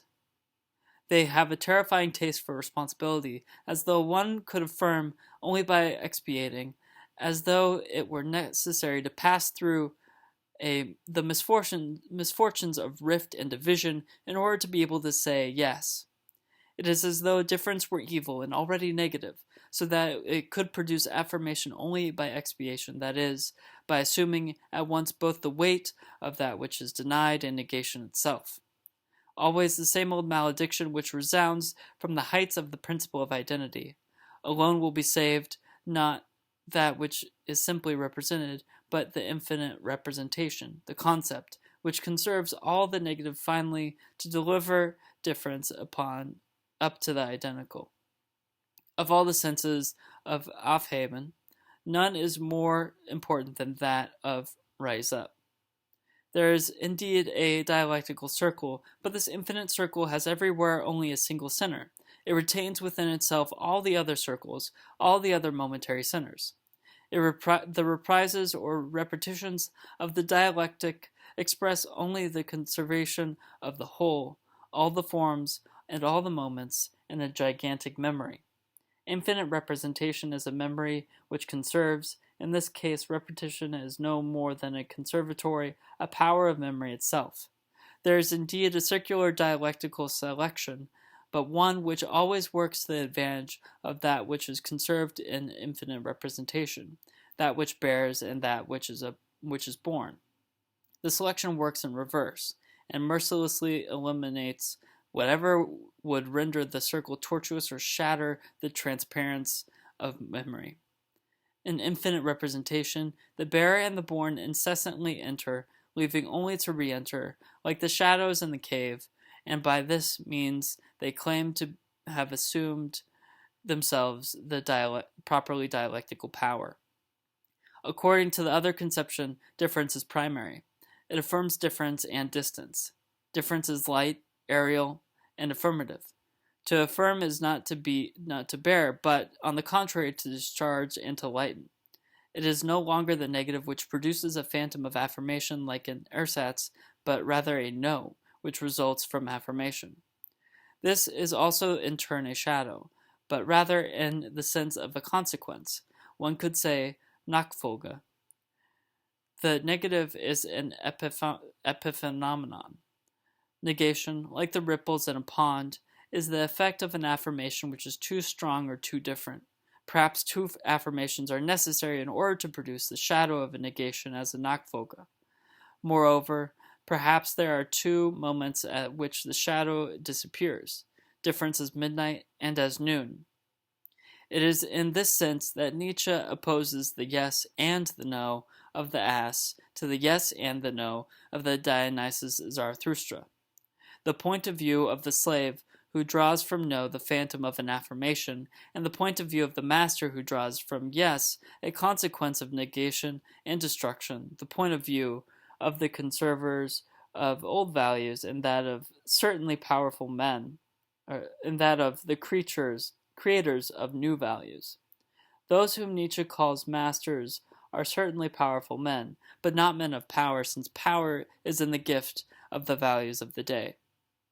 A slave does not cease to be a slave by taking power, and it is even the way of the world, or the lot of its surface, to be led by slaves.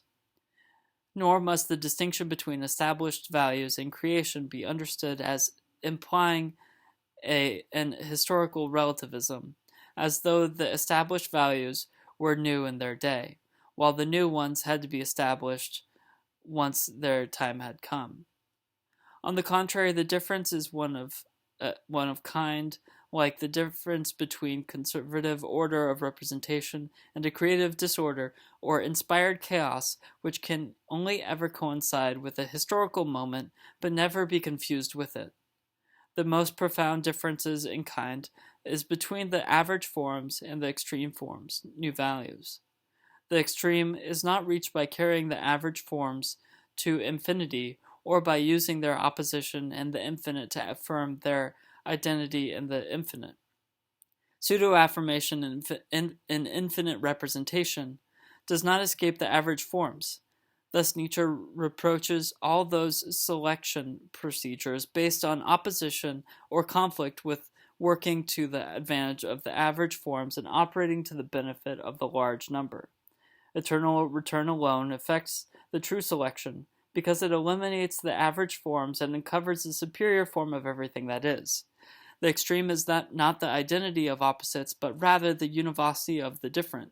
The superior form is not the infinite, but rather the eternal formlessness of the eternal return itself throughout its metamorphoses and transformations.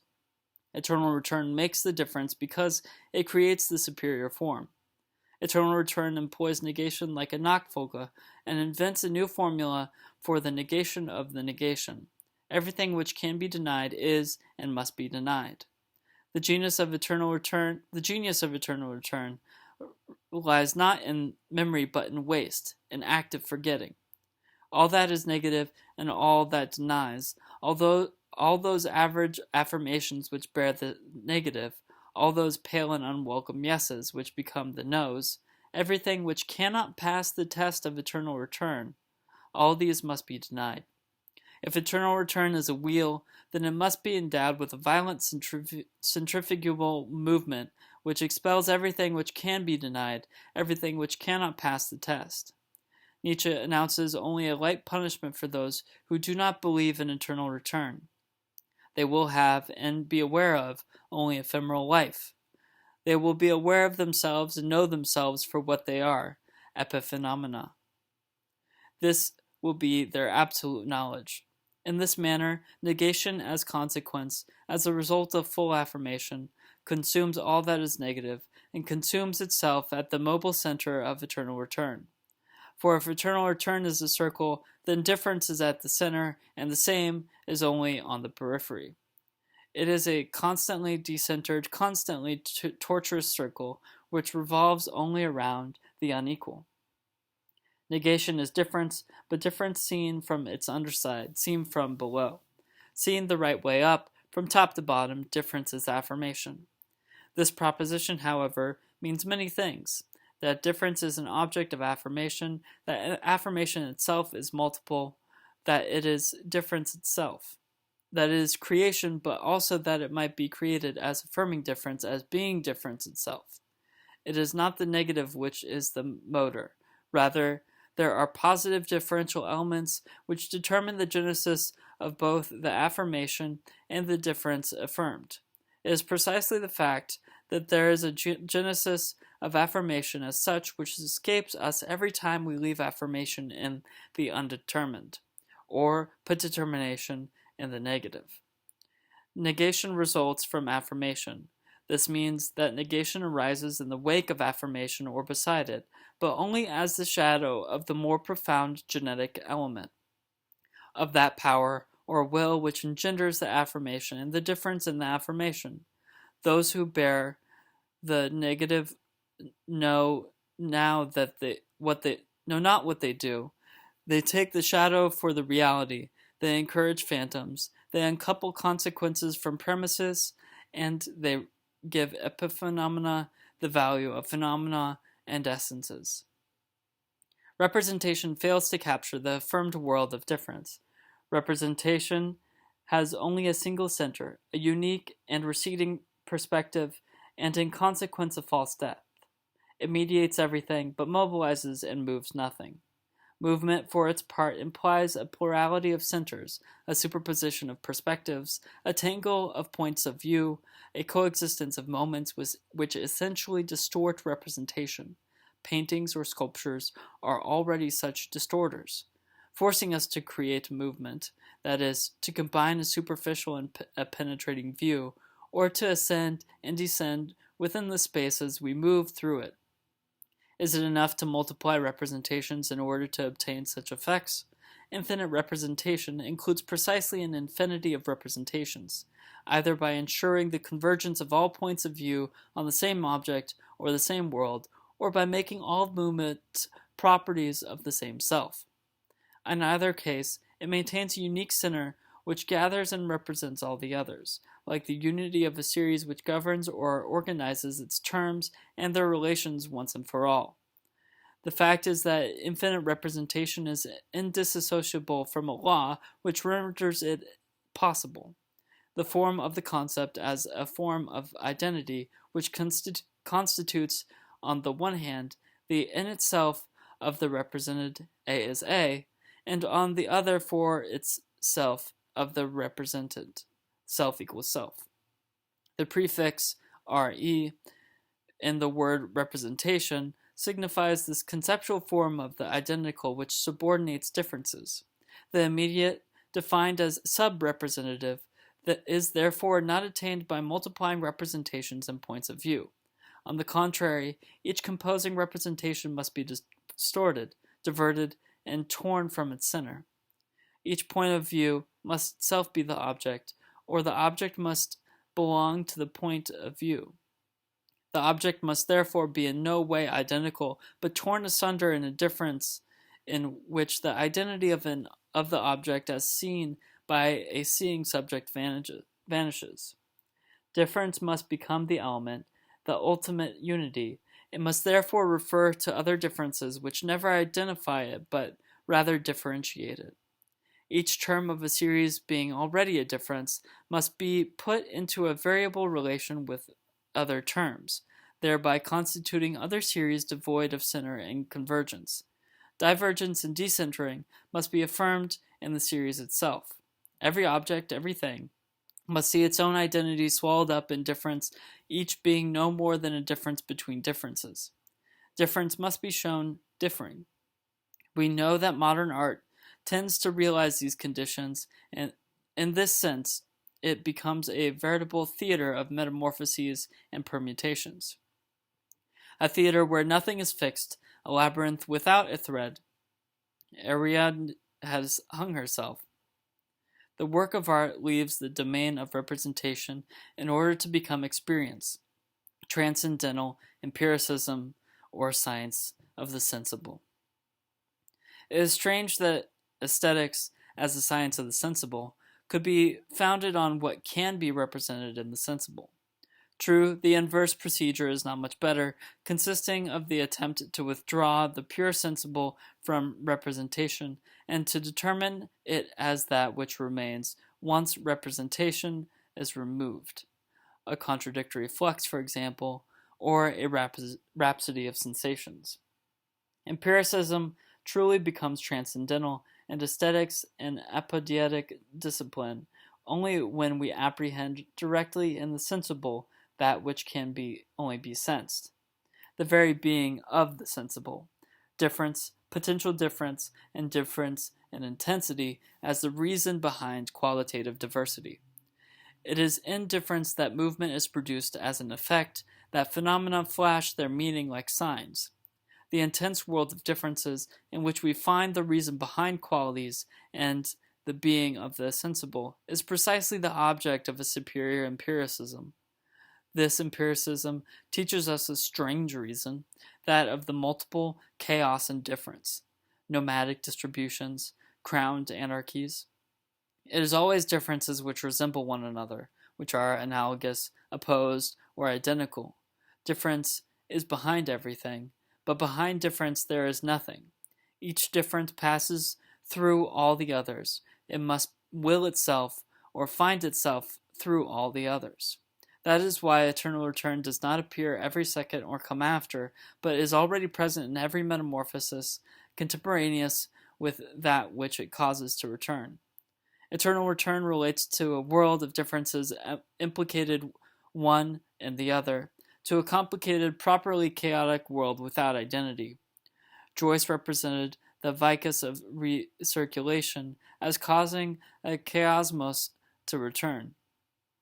And Nietzsche had already said that chaos and eternal return were not two distinct things, but a single and same affirmation. The world is neither finite nor infinite, as representation would have it. It is completed and unlimited. Eternal return is the unlimited of the finished self itself, the univocal being, which is said of representation. With the eternal return, coherency is opposed to the coherence of representation.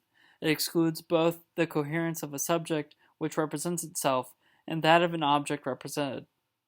Repetition opposes representation. The prefix changes its meaning, since in the one case difference is said only in relation to the identical, while in the other it is the univocal which is said of the different. Repetition is the formless being of all differences, the formless power of the ground, which carries every object to the extreme form in which its representation comes undone. The ultimate element of repetition is the disparate, dispars, which stands opposed to the identity of representation. Thus, the circle of eternal return, difference, and repetition, which undoes that of the identical and the contradictory, is a tortuous circle in which sameness is said only of that which differs. The poet Blood expresses transcendental empiricism's profession of faith as a veritable aesthetic. Nature is contingent, excessive, and mystically essentially. We have realized the highest divine thought of itself, and there is in it as much of wonder as of certainty. Not unfortunately, the universe is wild, game-flavored as a hawk's wing. Nature is miracle all. She knows no laws. The same returns not, save to bring the different. The slow round of the engraver's lathe gains but the breadth of a hair, but the difference is distributed back over the whole curve, never an instant true, ever not quite. It is sometimes argued that a considerable philosophical change took place between pre- and post-Kantianism, the former being defined by the negative of limitation, the latter by the negative of opposition, the one being an analytical identity, the other being synthetic identity. The one from the point of view of the infinite substance, the other from the point of view of the finite self. In the grand Leibnizian analysis, it is the finite self which is introduced into the development of the infinite, whereas the grand Hegelian synthesis, it is the infinite which is reintroduced into the operation of the finite self. However, the importance of such changes is open to question. For a philosophy of difference, it matters little whether the negative is understood in terms of limitation or opposition, or whether identity is taken to be analytic or synthetic. once difference is already reduced to the negative and subordinated to identity. The oneness and identity of the divine substance are in truth the only guarantee of a unique and identical self, and God is retained so long as the self is preserved. Finite synthetic self, or divine analytic substance, it amounts to the same thing. That is why the man-God permutations are so disappointing, and do not advance matters one step. Nietzsche seems to have been the first to see what the death of God becomes effective only with the dissolution of the self.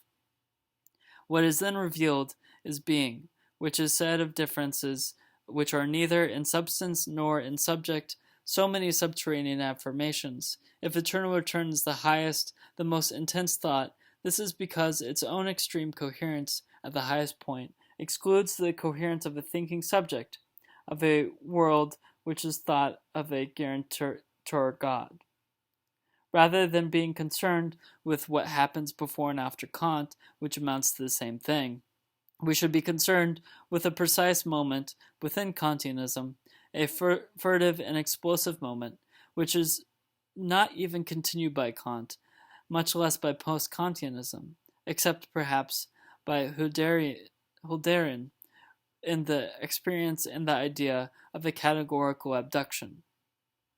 For when Kant puts rational theology into question, in the same stroke he introduces a kind of disequilibrium, a fissure or crack in the pure self of the I think, an alienation in principle, insurmountable in principle. The subject can henceforth represent only its own spontaneity, only as that of an other, and in so doing invoke a mysterious coherence in the last instance which excludes its own, namely, that of the world and God. E cogito, for a dissolved self, the self of I think, includes in its essence a receptivity of intuition in relation to which I is already an other. It matters little that synthetic identity, and following that the morality of practical reason, restore the integrity of the self, of the world and of God, thereby preparing the way for post-Kantian synthesis. For a brief moment we enter into that schizophrenia in principle which characterizes the highest power of thought, and opens being directly on to difference, despite all the mediations, all the reconciliations of the concept. The task of modern philosophy has been defined, to overturn Platonism. That this overturning should conserve many Platonic characteristics is not only inevitable but desirable. It is true that Platonism already represents the subordination of difference to the powers of the one, the analogous, the similar, and even the negative. It is like an animal in the process of being tamed, whose final resistant moments bear witness better than they would in a state of freedom to a nature soon to be lost. The Heraclitean world still growls in Platonism. With Plato, the issue is still in doubt. Mediation is not yet found its ready-made movement. The idea is not yet the concept of an object which submits the world to the requirements of representation, but rather a brute presence which can be invoked in the world only in function of that which is not representable in things. The idea has therefore not yet chosen to relate difference to the identity of a concept in general. It has not yet given up hope of finding a pure concept of difference in itself. The labyrinth or chaos is untangled, but without thread or the assistance of a thread.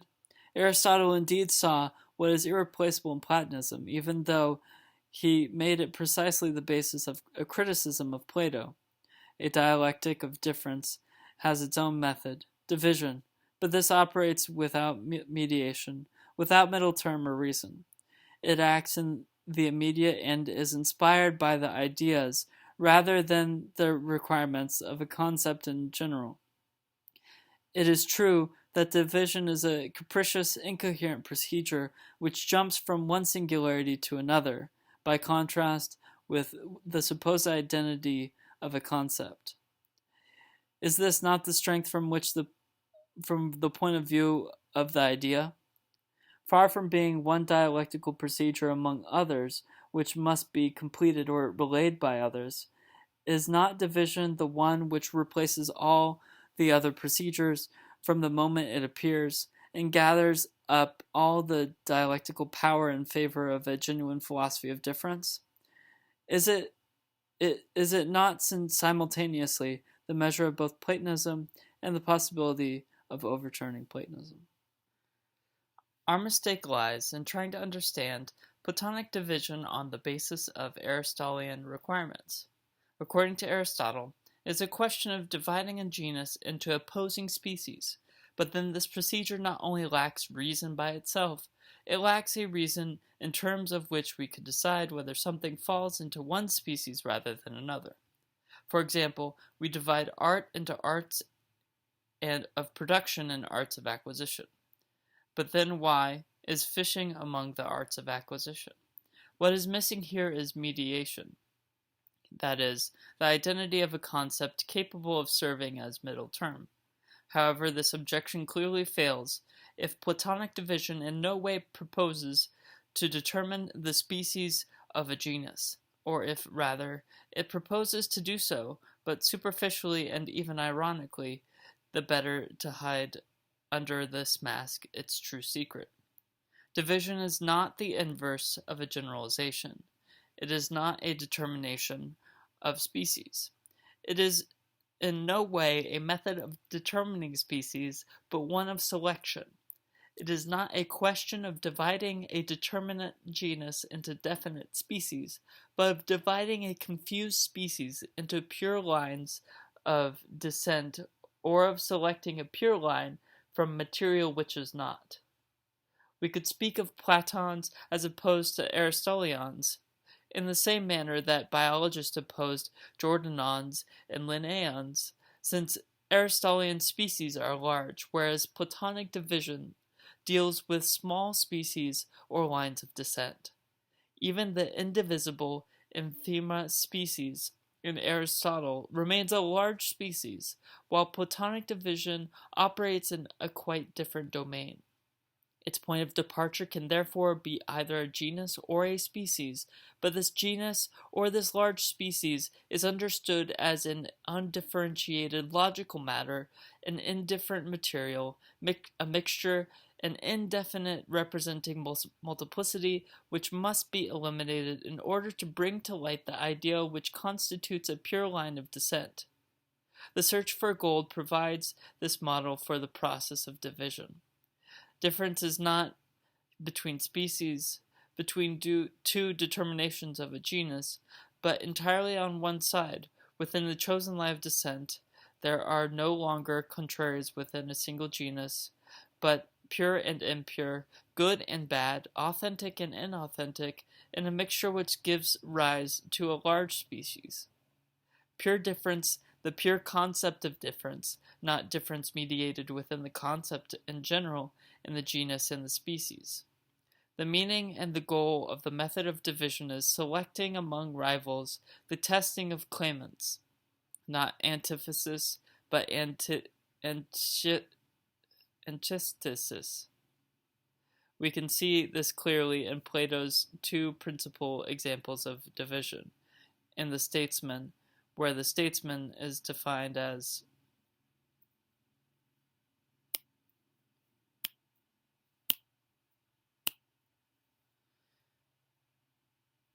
the meaning and the goal of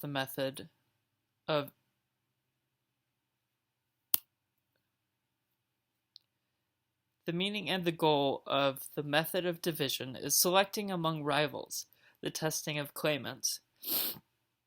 The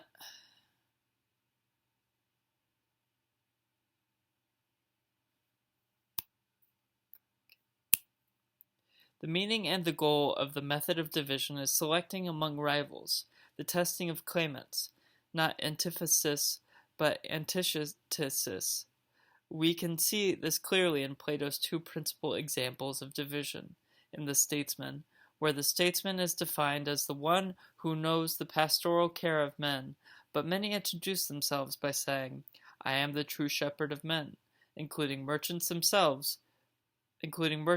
farmers, bakers, as well as athletes, and the entire medical profession. And in the Phaedrus, where it is a question of defining the good madness and the true lover, but many claimants cry, I am love, I am the lover. There is no question here of the species, except ironically. There is nothing in common with the concerns of Aristotle. It is a question not of identifying, but of authenticating. The one problem which recurs throughout Plato's philosophy is the problem of measuring rivals and selecting claimants. This problem of distinguishing between things and their simulacra within a pseudo-genus or a large species presides over his classification of the arts and sciences. It is a question of making a difference, thus of operating in the depths of the indeterminate, a dialectic of the immediate. It is a dangerous trial without thread and without net, for according to the ancient custom of myth and epic, false claimants must die. Our question is not yet that of knowing whether the selective differences indeed between true and false claimants, as Plato says it is, but rather of knowing how Plato establishes the difference thanks to the method of division. To the reader's great surprise, he does so by introducing a myth.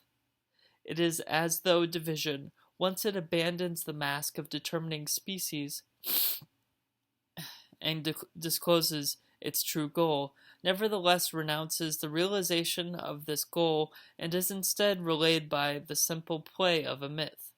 In effect, once the question of the claimant is reached, the statesman invokes the image of an ancient god who ruled the world and men. Strictly speaking, only this god deserves the name of Shepherd King of mankind. None of the claimants is his equal, but there is a certain care of the human community which devolves to the statesman par excellence, since he is closest to the model of the archaic shepherd god.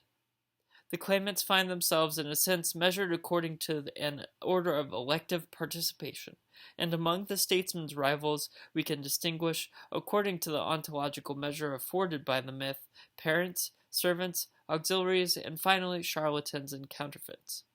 The procedure in the Phaedrus is the same.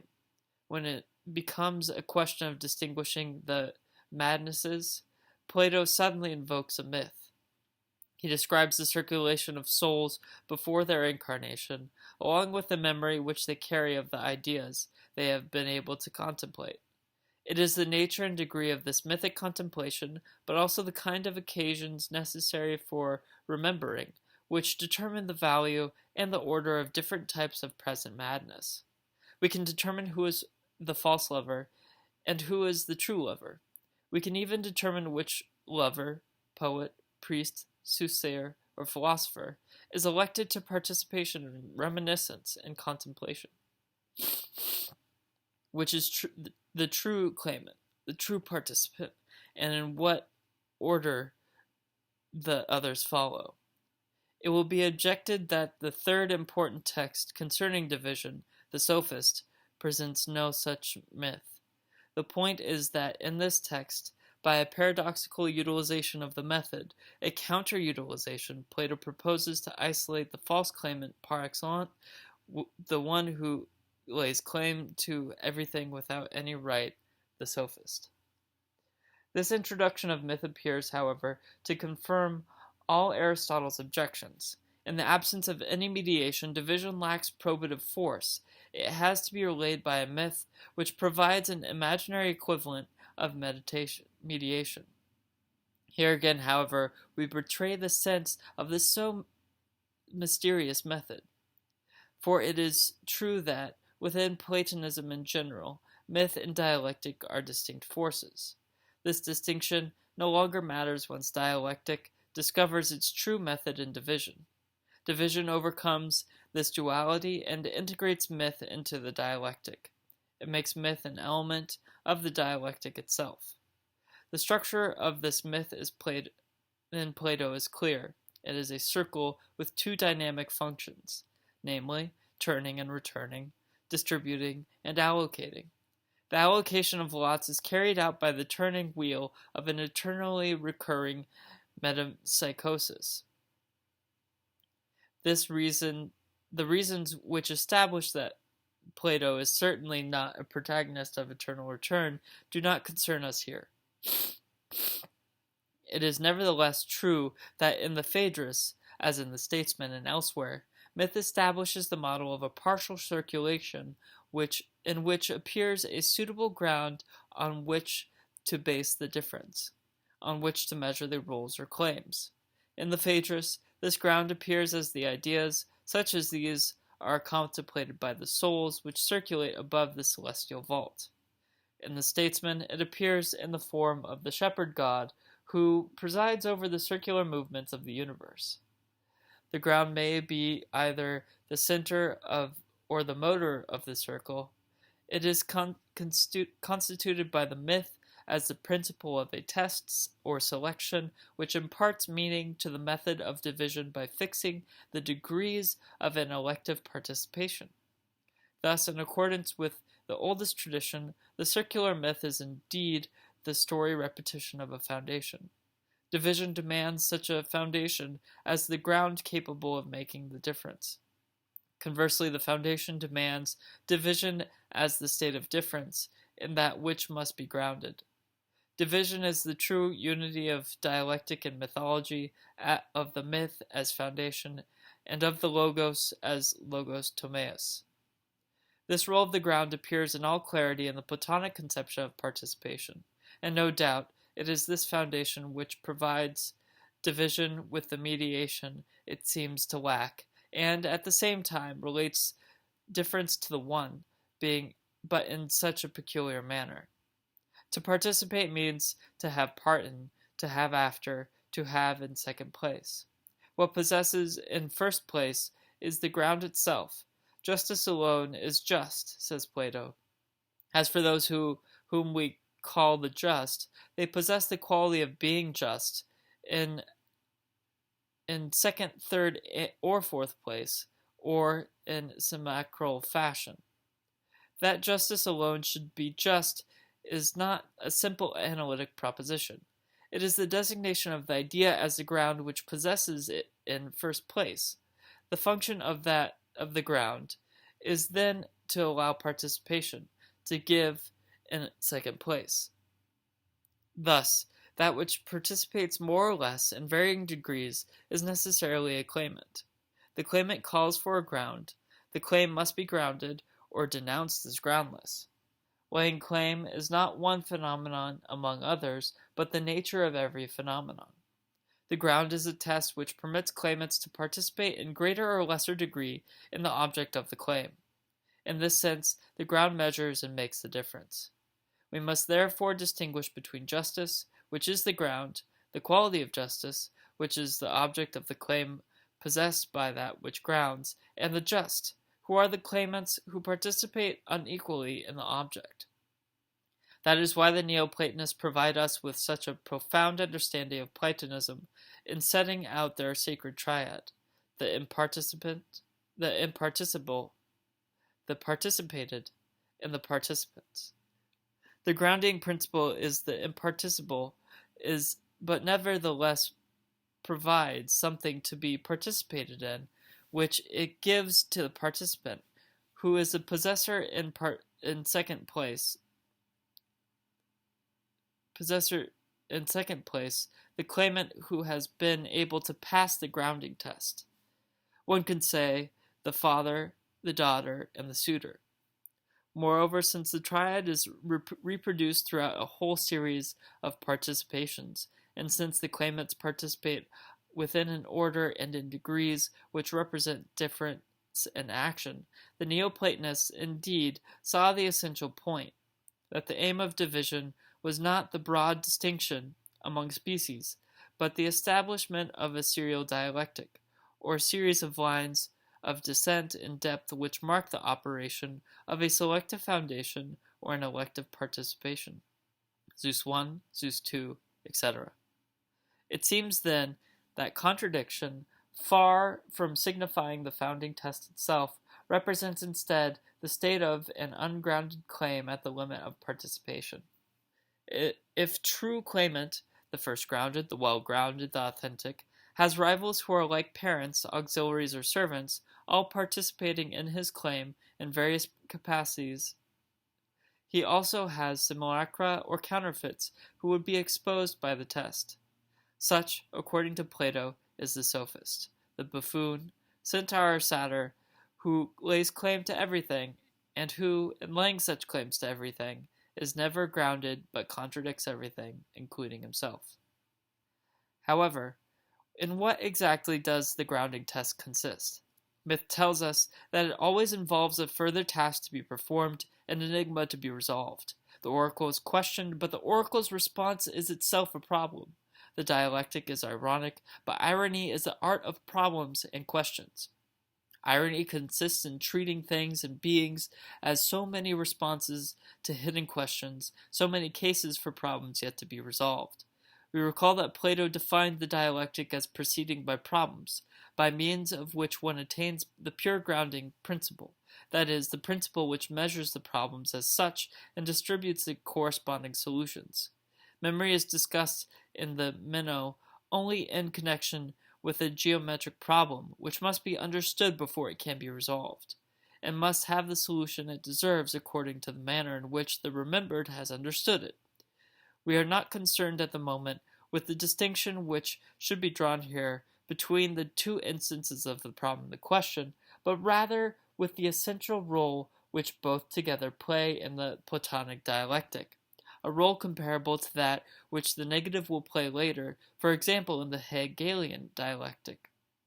However, it is precisely not the negative which plays this role in Plato, so much so that we must consider whether or not the celebrated thesis of the sophist, despite certain ambiguities, should be understood as follows. Non, in the expression, non-being expresses something other than the negative. On this point, the mistake of the tradition accounts is to impose us a dubious alternative. In seeking to dispel the negative, we declare ourselves unsatisfied if we show that being is full positive reality, which admits no non-being. Conversely, in seeking to ground negation, we are satisfied if we manage to posit in being itself or in relation to being some sort of non-being. It seems to us that this non-being is necessarily the being of the negative or the ground of negation. The alternative is thus the following. Either there is no non-being and negation is illusory and ungrounded, or there is non-being, which puts the negative in being and grounds the negation. Perhaps, however, we have reasons to say both, that there is non-being and that the negative is illusory. Neither the problem nor the question is a subjective determination marking a moment of insufficiency in knowledge. Problematic structure is part of the objects themselves, allowing them to be grasped as signs, just as a questioning or problematizing instance is a part of knowledge, allowing its positivity and its specificity to be grasped in the act of learning. More profoundly still, being, what Plato calls the idea, corresponds to the essence of the problem or the question as such. It is as though there were an opening, a gap, an ontological fold which relates being and the question to one another. In this relation, being is difference itself. Being is also non-being, but non-being is not the being of the negative. Rather, it is the being of the problematic, the being of problem and question. Difference is not the negative. On the contrary, non-being is difference. Heteron, not enantion. For this reason, non-being should rather be written non in parentheses dash being, or better still, question mark dash being. In this sense, it turns out that the infinitive, the esse, designates less a proposition than the interrogation to which the proposition is supposed to respond. This non-being is the differential element in which affirmation as multiple affirmation finds the principle of its genesis. As for negation, this is only the shadow of the highest principle, the shadow of the difference alongside the affirmation produced. Once we confuse, in parentheses, non-being with the negative, contradiction is inevitably carried into being, but contradiction is only the appearance of the epiphenomenon, the illusion projected by the problem, the shadow of a question which remains open, and of a being which corresponds as such to that question before it has been given a response. It is not already in this sense that for Plato contradiction characterizes only the so-called aporetic dialogues. Beyond contradiction, difference, beyond non-being, beyond in parentheses non-being, beyond the negative, problems, and questions. Note on Heidegger's philosophy of difference. It seems that the principal misunderstandings which Heidegger denounced as misreadings of his philosophy after being in time and what is metaphysics have to do with the following. The Heideggerian not refers not to the negative in being, but to being as difference. It refers not to negation, but the questioning. When Sartre analyzed integration at the beginning of being and nothingness, he made it a preliminary to the discovery of the negative and negativity. This was, in a sense, the opposite of Heidegger's procedure. Nonetheless, it involved no misunderstanding, since Sartre did not set out to write a commentary on Heidegger. Merleau-Ponty, on the other hand, undoubtedly followed a more thoroughly Heideggerian inspiration in speaking of folds and pleading, by contrast with Sartrean wholes and lakes of non-being. And the phenomenology of perception onwards, and in returning to an ontology of difference and questioning, is his posthumous book, The Visible and the Invisible. It seems that Heidegger's thesis may be summarized as follows. 1. The not expresses not the negative, but the difference between being and being. See the preface to Essence of Reasons, 3rd edition, 1949, translation Terrence Malick, Evanston, Illinois, Northwestern University Press, 1969, page 3. The ontological difference is not between being, and the postscript to What is Metaphysics? An Existence in Being, London, Vision Press, 1949, page 384, where Heidegger asks whether that which never and nowhere is discloses itself as that which differs from everything that is, i.e., what we call being. 2. This difference is not between in the ordinary sense of the word. It is the fold, Zweifalt. It is constitutive of being and of the manner in which being constitutes being, in the double movement of clearing and veiling. Being is truly the differentiator of difference, whence the expression ontological difference. See Overcoming Metaphysics, translation Joan Stambaugh, in The End of Philosophy, New York, Harper and Row, 1973, page 91 ff. 3. Ontological difference corresponds to questioning. It is the beginning of questions which become problems. Marking out the determinate fields of existence, see The Essence of Reasons. 4. Understood in this manner, difference is not an object of representation. As the element of metaphysics, representation subordinates difference to identity. If only in relating it to a third term as the center of a comparison between two supposedly different terms, being and being, Heidegger recognizes that this point of view of metaphysical representation is still present in the essence of reasons. See for the French translation, page 59, where the third term is found in the transcendence of being there. But metaphysics is unable to think difference in itself, or the importance of that which separates as much as of that which unites, the differentiator. There is no synthesis, mediation, or reconciliation in difference, but rather a stubborn differentiation. This is the turning beyond metaphysics. Being itself can open out in its truth the difference of being, and being preserved in itself only when the difference explicitly takes place. Overcoming Metaphysics, page 91. On this point, see Beda Allemand, Hölderlin et Heidegger, French translation, Paris, Presses Universitaires de France, page 157 to 62, 168 to 72, Jean Beffret, Introduction to Poème de Parménide, Paris, Presses Universitaires de France, 1955, page 69 to 72, 455. 5. Difference cannot, therefore, be subordinated to the identical or the equal, but must be thought as the same in the same. See Identity and Difference, translation Joan Stambach, New York, Harper and Row, 1969, and Poetically Man Dwells in Poetry, Language, Thought, translation Albert Hofstadter, New York, Harper and Row, 1971, pages 218 to 19. The same never coincides with the equal, not even in the empty indifferent oneness of what is merely identical.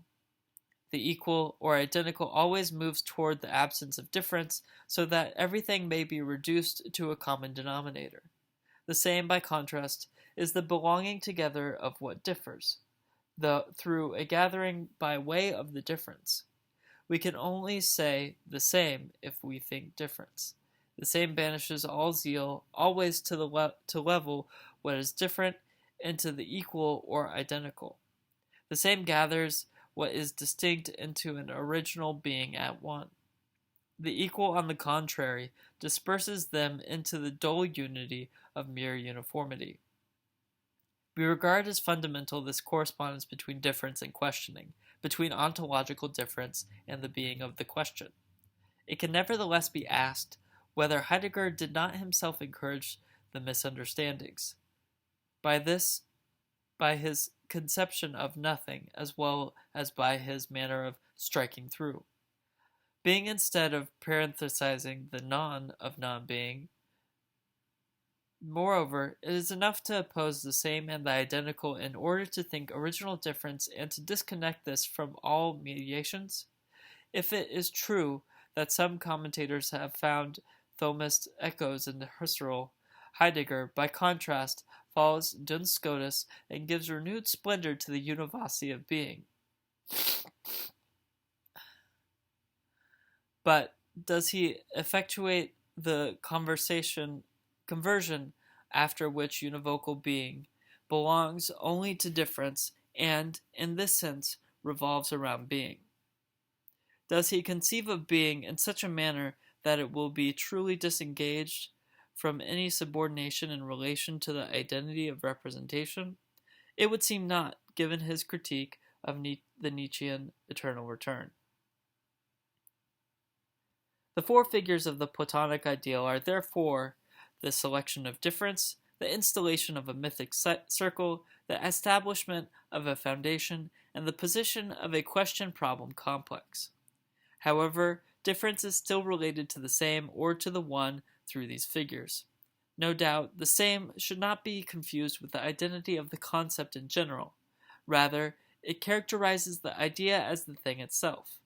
Nevertheless, to the extent that it plays the role of a true ground, it is difficult to see what effect is, if not to make that which is grounded identical, to use difference in order to make the identical exists. In reality, the distinction between the same and the identical bears fruit only if one subjects the same to a conversion which relates it to the different, while at the same time the things and beings which are distinguished in the different suffer a corresponding radical destruction of their identity. Only on this condition is difference thought in itself neither represented nor mediated. The whole of Platonism, by contrast, is dominated by the idea of drawing a distinction between the thing itself and the simulacra. Difference is not thought in itself, but related to a ground, subordinated to the same, and subject to mediation in mythic form. Overturning Platonism, then, means denying the primacy of original over copy, of model over image, glorifying the reign of simulacra and reflections. Pierre Klosowski has clearly noted this point in the articles referred to above. Taken in its strict sense, eternal return means that each thing exists only in returning, copy of an infinite copies, which allows neither original nor origin to subsist. That is why the eternal return is called parodic. It qualifies as simulacrum that which it causes to be and to return. When eternal return is the power of formless being, the simulacrum is the true character or form, the being, of that which is. When the identity of things dissolves, being escapes to attain univocity and begins to revolve around the different. That which is or returns has no prior constituted identity. Things are reduced to the difference which fragments them, and to all the differences which are implicated in it and through which they pass. In this sense, the simulacrum and the symbol are one. In other words, the simulacrum is the sign, insofar as the sign interiorizes the conditions of its own repetition. The simulacrum seizes upon a constituent disparity in the thing from which it strips the rank of model. If, as we have seen, eternal return serves to establish a difference in kind between the average and the superior forms, then there is also a difference in kind between the average or moderate positions of the eternal return, whether these involve partial cycles or approximate global return in specie, in its strict or categorical position. For eternal return, affirmed in all its power, allows no installation of a foundation ground. On the contrary, it swallows up or destroys every ground which would function as an instance responsible for the difference between the original and the derived, between things and simulacra. It makes us party to a universal ungrounding. By ungrounding, we should understand the freedom of the non-mediated ground, the discovery of a ground behind every other ground, the relation between the groundless and the ungrounded, the immediate reflection of the formless, and the superior form which constitutes the eternal return. Everything, animal or being, assumes the status of simulacrum, so that the thinker of eternal return, who indeed refuses to be drawn out of the cave, finding instead another cave beyond, always another in which to hide, can rightly say that he himself, burdened with the superior form of everything that is, like the poet burdened with humanity, even that of the animals. These words themselves have their echo in the superposed caves. Moreover, the cruelty which at the outset seemed to us monstrous, demanding expiation, and could be alleviated only by representative mediation, now seems to us to constitute the pure concept or idea of difference within overturned Platonism. The most difference, the state of innocence, and its echo. Plato gave the establishment of difference as the supreme goal of dialectic. However, difference does not lie between things and simulacra, models, and copies. Things are simulacra themselves, simulacra are the superior forms, and the difficulty facing everything is to become its own simulacrum, to attain the status of a sign in the coherence of eternal return. Plato opposed eternal return to chaos as though chaos were a contradictory state which must be subject to order or law from outside, as it is when the demiurge subjugates a rebellious matter. He reduced the sophist to contradiction, to that supposed state of chaos, the lowest power and last degree of participation. In reality, the nth power does not pass through 2, 3, or 4. It is immediately affirmed in order to constitute the highest power. It is affirmed of chaos itself, and, as Nietzsche said, chaos and eternal return are not two different things.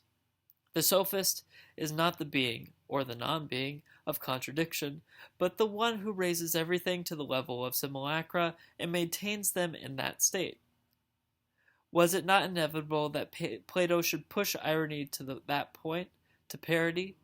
Was it not inevitable that Plato should be the first to overturn Platonism, or at least to show the direction such an overturning should take? We are reminded of the grand finale of the Sophist.